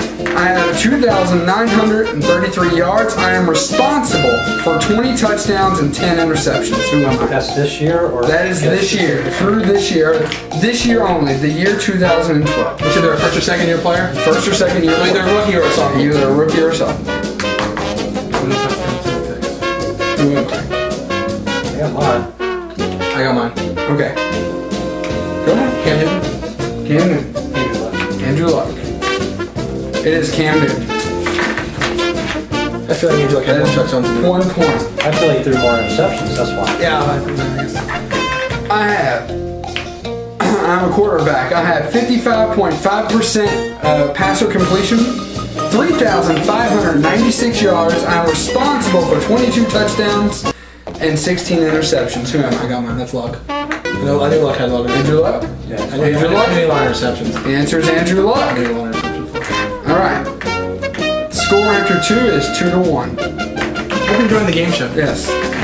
I have a completion rating of 58.3%. I have 1,662 yards with 9 touchdowns and 6 interceptions. Who am I? Is that Sanchez? Mark Sanchez? No. It's not the second year. He's not sophomore. Okay.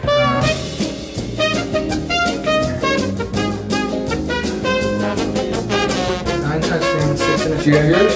While he's thinking? No, not yet? I don't know. You got it? Draw the name. Second year player. Oh, I got mine already. You got yours? Okay, you got yours. Well, based by the touchdowns and the interceptions, hasn't really played a lot. So I would say he's backing up somebody right now. No, I want to say they've started every game. Okay, they started every game. They started every game. They started every game. Oh, they started right now. They are a current starting quarterback. He's playing for his team right now. Playing for his team right now. Christian Ponder. Christian Ponder? Christian Ponder, the answer is Blaine Gabbert. He's not starting though. Chad Henne is. Chad Henne's this week. Starting up until then. No, that's horrible. Are you serious? Chad Henne's been starting. That's horrible. They're starting Chad Henne. He didn't start last week against the Bills. He did not start. Alright, I'll give you both a point. This game is terrible. Where's Pat AJ? It was 1 week that he missed. Wish I could buy a belt. Yeah, but you just said 63 average quarterback completion rating of 63.4%, 2,394 yards, 19 touchdowns, and 8 interceptions. I know that. You know who it is? Yep. Who is it? Russell Wilson. Russell Wilson? The answer is Russell Wilson. Now my quarterback. Answer 4-3. You have a chance to tie. You have a chance to win. New card. I'm a completion rating of 57.9%. I have 2,559 yards, responsible for 9 touchdowns and 12 interceptions. Who am I? Ryan Tannehill. The answer is Ryan Tannehill. We know our football. Yes, we know our football. Good game. I like that. Yeah. Except for that one question that I missed it by a week. But still, through 12 weeks, that's pretty piss poor stats, isn't it? Okay. Nice stuff. Good stuff. Good stuff. Going into pick'ems. Big B, if you would please. So this past week, yeah, I go 10-6. Yeah, look at that. PostMaster go 10-6. Yeah, and you go 9-7. Yeah. So how about that? How about that? So I'm not right. All right. So moving on to pick'ems this week. So Thursday night game, the AFC West champion Denver Broncos go on the road to the black hole to play the pitiful Oakland Raiders. Pitiful, losing to the Browns. That's pitiful, of course. All right. So Postmaster has left his picks with us. We will say that. Yeah. And we're also going to let our special guest here pick as well. And we have, like you said, the Broncos at the Raiders. I'm going to pick the Broncos. I picked the Broncos as well. I mean, yeah, they won the AFC West. Our Raiders have lost 5 straight. I'm pretty sure the Postmaster picked the Broncos also. He picked the Broncos, of course. All right. Those wonderful. All right, so moving on. A battle of teams from the Maryland area. The Baltimore Ravens go on the road to FedEx Field to take on Robert Griffin III and the 6-6 Washington Redskins. This is actually an interesting game, an interesting matchup because Ray Lewis is started. He is practicing. He's not going to play. They have not said that. Yeah. They have not said that. Suggs is out too. Suggs is out too. Suggs is out. He tore his bicep. Say a similar injury to that of Ray Lewis. I am still, however, going to pick the Ravens. I think that they've got a lot of stuff going for them in the right direction. I thought last week was a game the Ravens should have won, and they lost to Charlie Batch. That just doesn't sit right with me. I think the Redskins are really hungry. They want to make this push to the playoffs. Obviously, they have some pieces fall in front of them. But I like the Redskins in this game. They're going to be playing at home again. That crowd's going to be up for the game. I like Washington. I'm only picking this team because it's at home. I'm going with the Redskins. And Postmaster goes with the Redskins as well. All right, moving on. The Dallas Cowboys go on the road to play the Cincinnati Bengals. I think the offense of the Bengals is too high powered with A.J. Green and Andy Dalton throwing the ball around, and Dallas just seems to fall apart towards the end. They almost lost to the Eagles last week, and they had the lead. I like the Bengals as well. Eagles have nobody right now. They have all these reserve players playing for them right now. Yeah. And the Cowboys barely lose to them. Yeah, I'm definitely going Bengals because Dalton, I tell you what, he is going to be a superstar quarterback, and A.J. Green is already there. Yeah. And Postmaster likes the Bengals as well. Moving on. Across the board there. Bengals. Moving on. St. Louis Rams, who are 5-6-1, head up to old Buffalo to take on the Bills. You know what? I think that the Rams are just You know, in basketball, certain teams present certain mismatches, and I think that's evident with the tie and a win. I mean, it really is.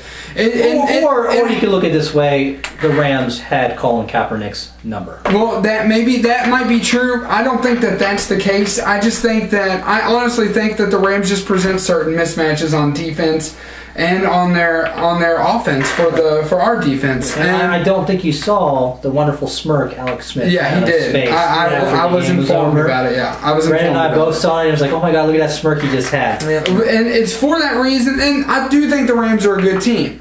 Are they better than the Bills? I don't think so. I'm picking the Bills. I think the Rams ride this win over San Francisco. I think they're really happy with that win. They got it at home, and I think they can go up to Buffalo. I think they can get a win. I pick the Rams. Of course, I gotta go with my homer pick. I gotta go with my Buffalo Bills. Okay. And PostMaster picks the Rams. Moving on to a game that could possibly be a blowout. The Philadelphia Eagles go on the road to play in Raymond James Stadium, and the Tampa Bay Bucks. I'm picking the Buccaneers in that. I'm picking the Bucks. They still want to make the playoff push, and the Eagles have lost, 8 games in a row? I like the Bucks. Muscle Hamster, Mr. Martin himself, going with the Bucks. PostMaster likes the Bucks. Moving on to an NFC South matchup. The NFC South champion, Atlanta Falcons, go on the road to take on the Carolina Panthers. I'm picking the Falcons. I like the Falcons. I like the Falcons also because I think Cam Newton is a prima donna. He is wrong, definitely not a leader. You are wrong, but I agree. I agree he needs to grow up. Yeah, he definitely needs to grow up. And each time you get to do the Superman pose after being down 14 points, no. Yeah. Sorry. And PostMaster likes the Falcons as well. So the Kansas City Chiefs, who rode an emotional win last week, go to Cleveland and play the Browns. You know what? It's a battle of a team that's played like a great team last week versus a team that's, despite they are better than their record. Very, very few times do I use a term that a team is better than their record. But the Cleveland Browns fit the bill. Yeah. And I believe that the Cleveland Browns will win They have a lot of things going for them right now. Yes, they do. You know, Trent Richardson's a really good running back. The Gordon, I think his name was his first name. Whedon. You're going with Gordon. The receiver. Whedon, I don't care for. I think he's going to get better with time. He's older than Aaron Rodgers. Okay. He's older than Aaron Rodgers, so he should know better. But I'm still going with the Browns. I think it's going to be the third game of the week. I like the Browns as well, and so does PostMaster likes the Browns as well. Moving on to the Chargers, go to Heinz Field and play the Steelers. It's possible that the Steelers get Roethlisberger back this week. It's possible. He started throwing. He started throwing. Had good velocity according to head coach Mike Tomlin. I'm gonna go. Can we do conditionals on this? I guess. In the event Ben Roethlisberger starts, I am choosing the Steelers. Okay. In the event that he does not, I'm going with the Chargers. You know, I'm not going to make conditional picks here. That's not what I'm about. You got to admit, the player makes the. I agree, but I'm not going to do that. Pittsburgh, but I don't care if they have Roethlisberger. But he didn't have Roethlisberger last week, and they did beat the Ravens, who was the leading leaders in the AFC North. Yeah. And I'm still going to go with the Steelers, unfortunately. Actually, we're running close to the break here, so I'm going to give my pick for the Chargers and Steelers, and we're going to finish up pick'ems when we come back here on Triple Threat Talk. Oh, babe, check this out. Hey, come on. You want a little chippy? You want a Dorito? Are you hungry? I want to get a Dorito. Babe, don't hurt my dog. Come on, get a tip. Come on, get a tip. Get a tip. Come on. Where are we going?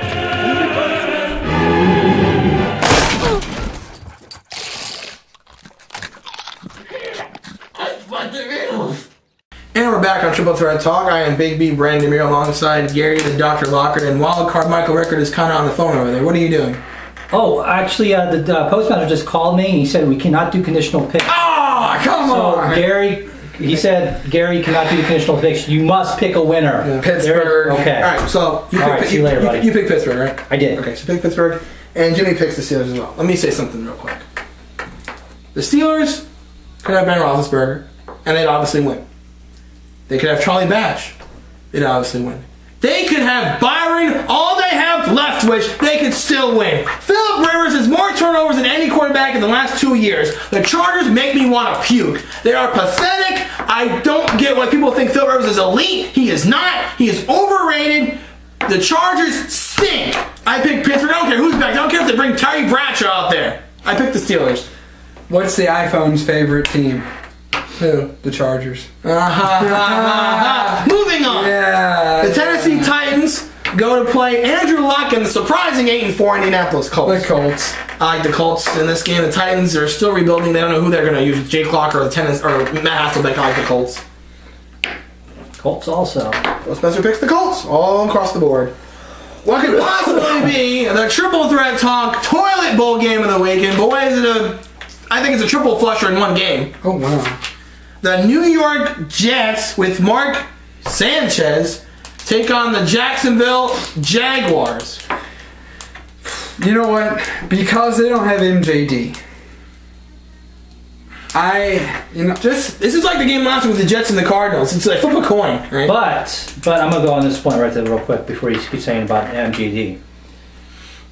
Those Jaguars receivers, I'll tell you what. Cecil Shorts is very good. No, there's just not him. It's Blackman also. Blackman hasn't worked as well as they hoped, probably. I guess he is getting them the ball a little bit better than unfortunately, Michigan quarterbacks do that. Not boo to those Michigan quarterbacks. Right.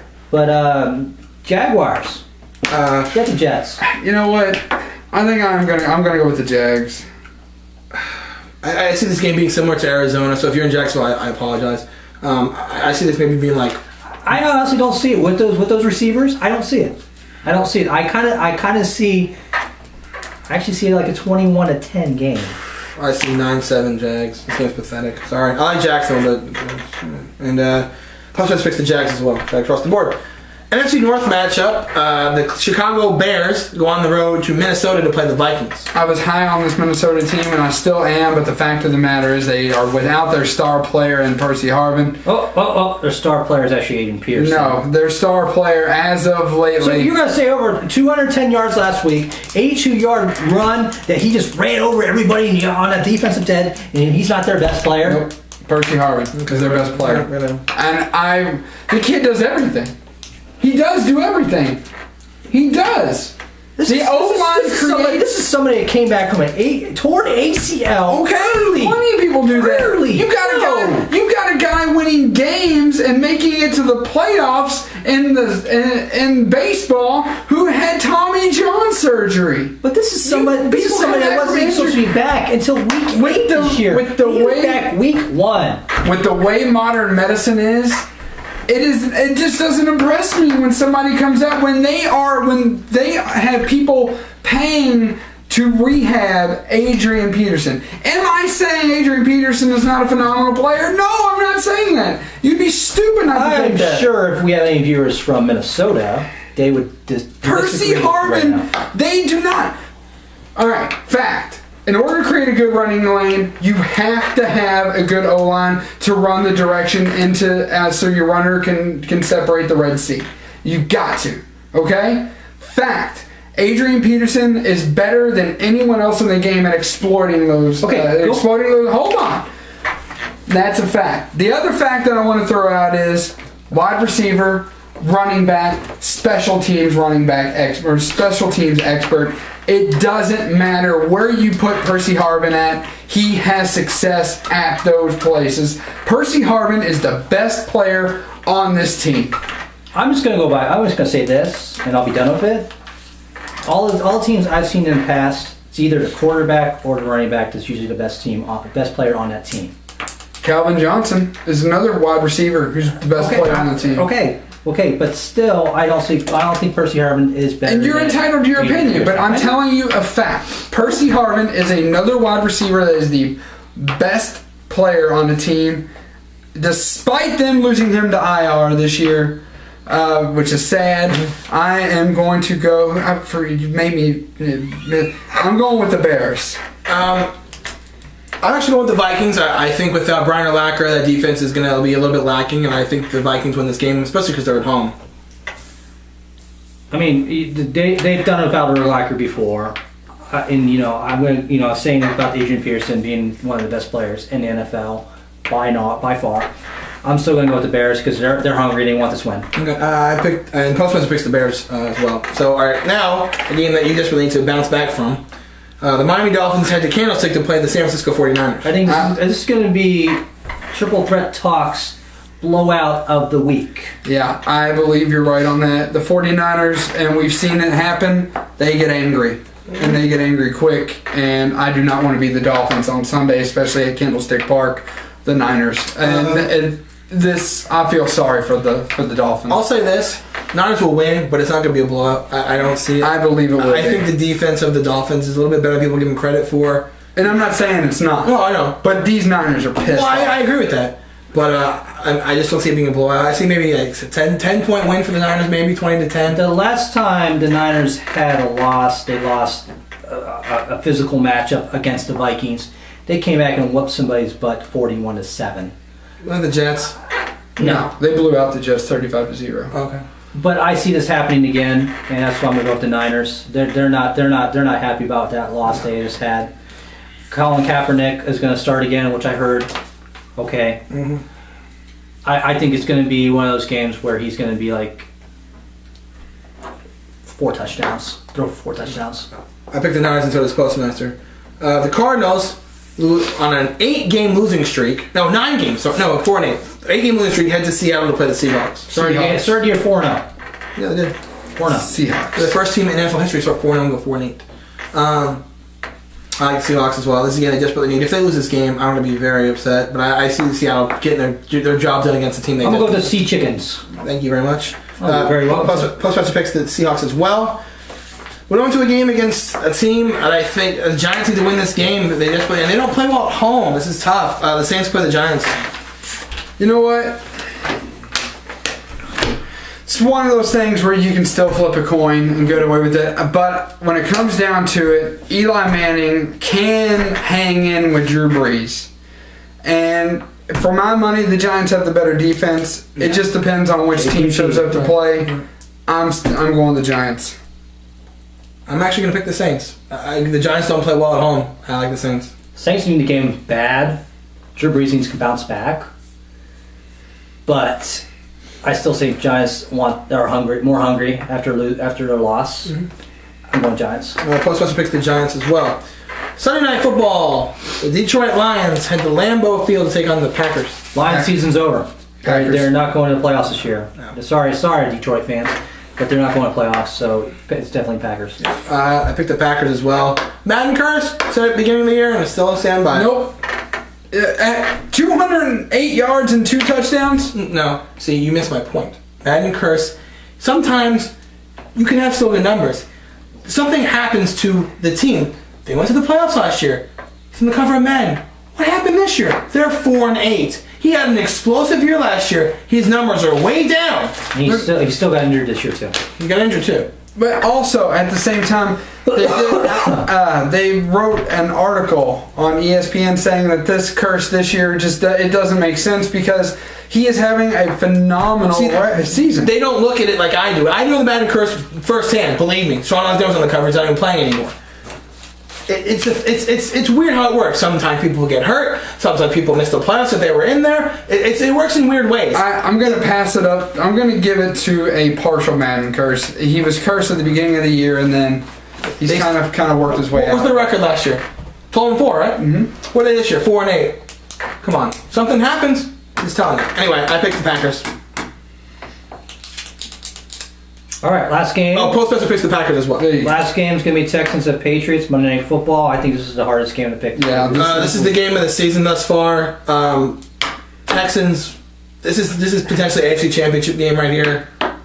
I don't like the Texans' chances. I really don't. I hate the Patriots. I really don't like them at all. I can't stand Tom Brady. It doesn't matter if you like the team, though. Pittsburgh wins frequently, and I hate that. I know. I'm just saying in general. Yeah. I'm going with my pick, and my pick's going to be the Patriots, unfortunately. It's home in Foxborough. I talked to PostMaster prior to this show about his picks, and he said he picked the Patriots for the sole reason they're at home. I agree with that 100%. I'm going to have to agree.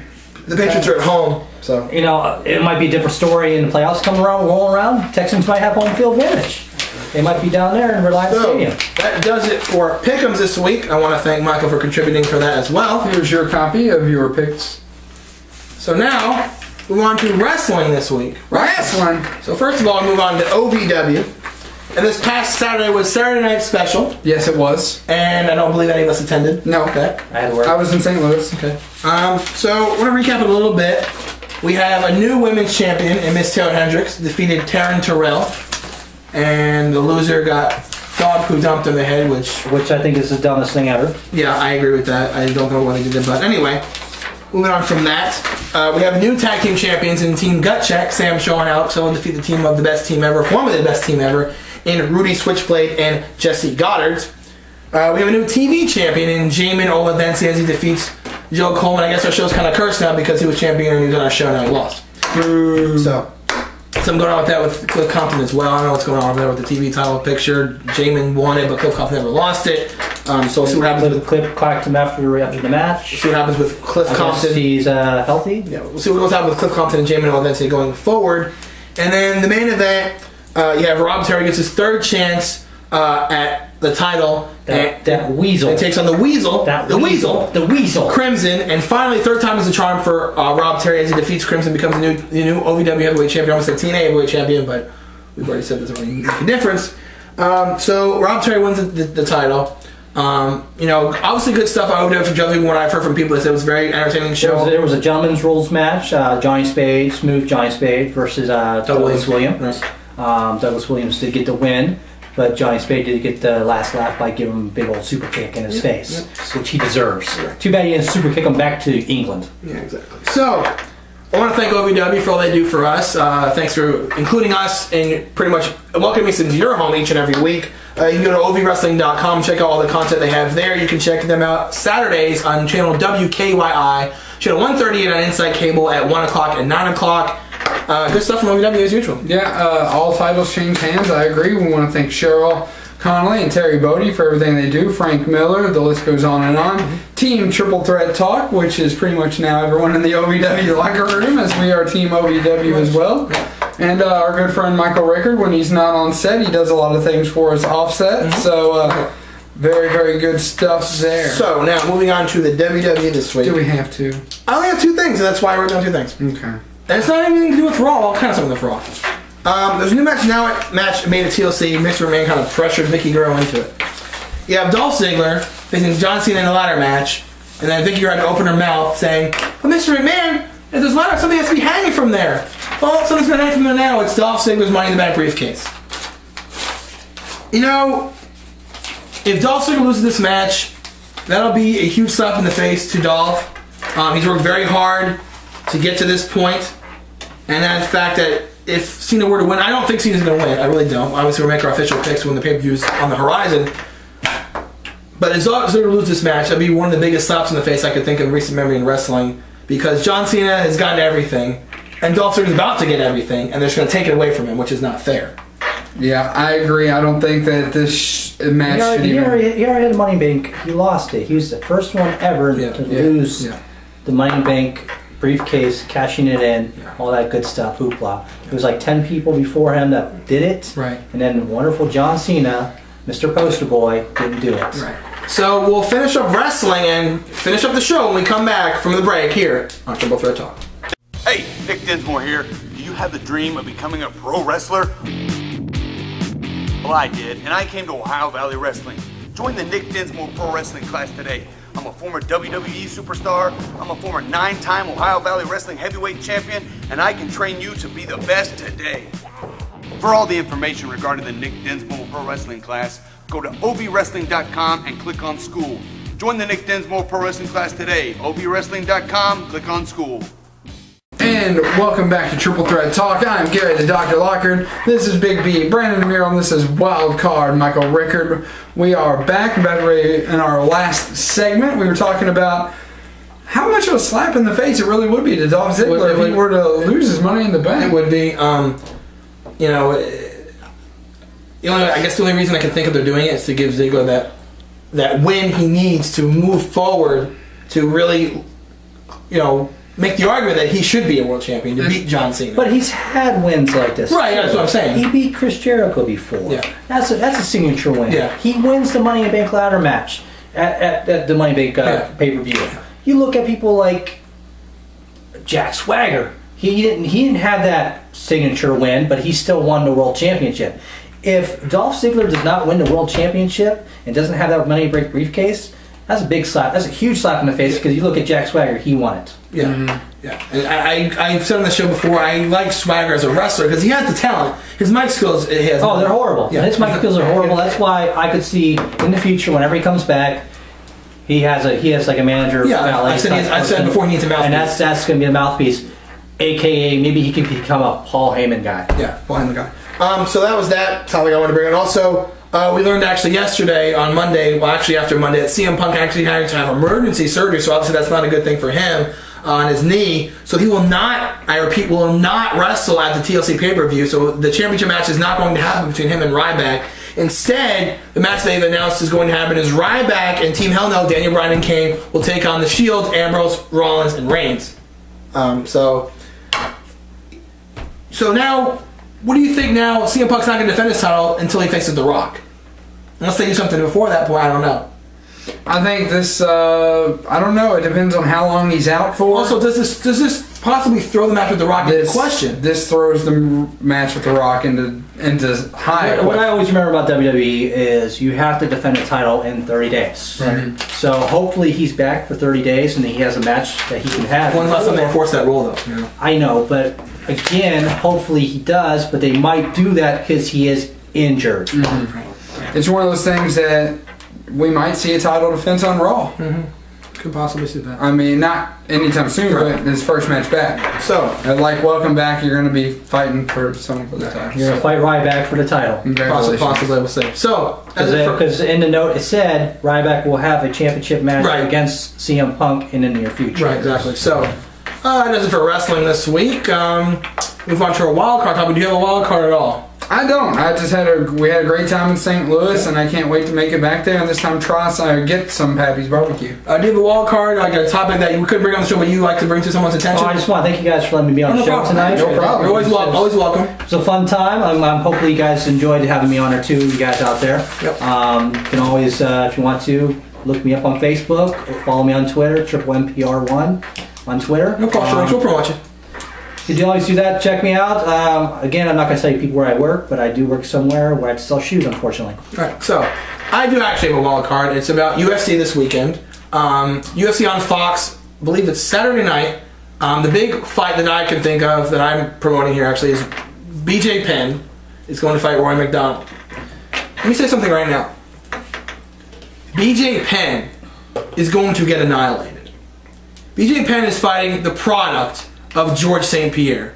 GSP itself has trained Roy McDonald. A man that you said would lose, but didn't. I did, and he really fought hard against Carlos Condit for sure in that fight. That proved that GSP is still as lethal as he's ever been. But back to BJ Penn and McDonald. It would not surprise me if McDonald knocks the holy hell out of BJ Penn. Last time I saw McDonald fight, he fought as perfect as you could possibly fight in a UFC octagon. Perfect. BJ Penn is kind of getting old in years. McDonald is up and coming. I feel bad for BJ Penn in this fight. I am picking McDonald. I'm putting all my money, put all the chips on McDonald. Okay? This fight is going to be brutal. McDonald is going to annihilate BJ Penn, and if you're a fan of BJ Penn, I know some people out there, I think Kayla's a fan of BJ Penn. I told her before, BJ Penn's going to get hurt.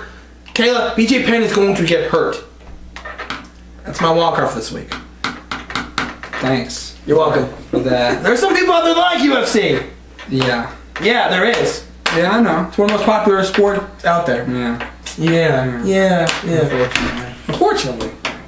So, anything else to add? Any of the week, any other Yes, I do want to add something. Happy birthday to my mother. I celebrated her birthday earlier today. She deserves a very good Triple Threat Talk happy birthday. Happy birthday. I guess that's it for the show this weekend. Oh, and also, my fiance Erica's mom. It's her birthday. Birthdays all around. Yeah, her mom and my mom were born on the same day. Isn't that crazy? That's crazy. That's one of those things you can say that you were meant to be, because that's just a weird thing. So. That is a weird thing. So, of all the people in all the world, I hook up with a girl whose mother and my mother were born. Should make for interesting future family encounters in the future. Strange. So, as it for the show this week, if you want to like us on Facebook, please click that like button at facebook.com/triplethreattalk. You can follow us on Twitter at triplethreattalk. You can send us any comment or question or anything you have at triplethreattalk@yahoo.com. Visit our website, triplethreattalk.com or thefanadvocate.com for all the blogs and information that we can't give you what the Fan Advocate can. So we're Triple Threat Talk. This is Big B. This is Gary the Dr. Lockard, and I want to tell everyone you can catch OVW on ovwrestling.com. Check out their weekly shows, and see you next time. Are you going to go sign off?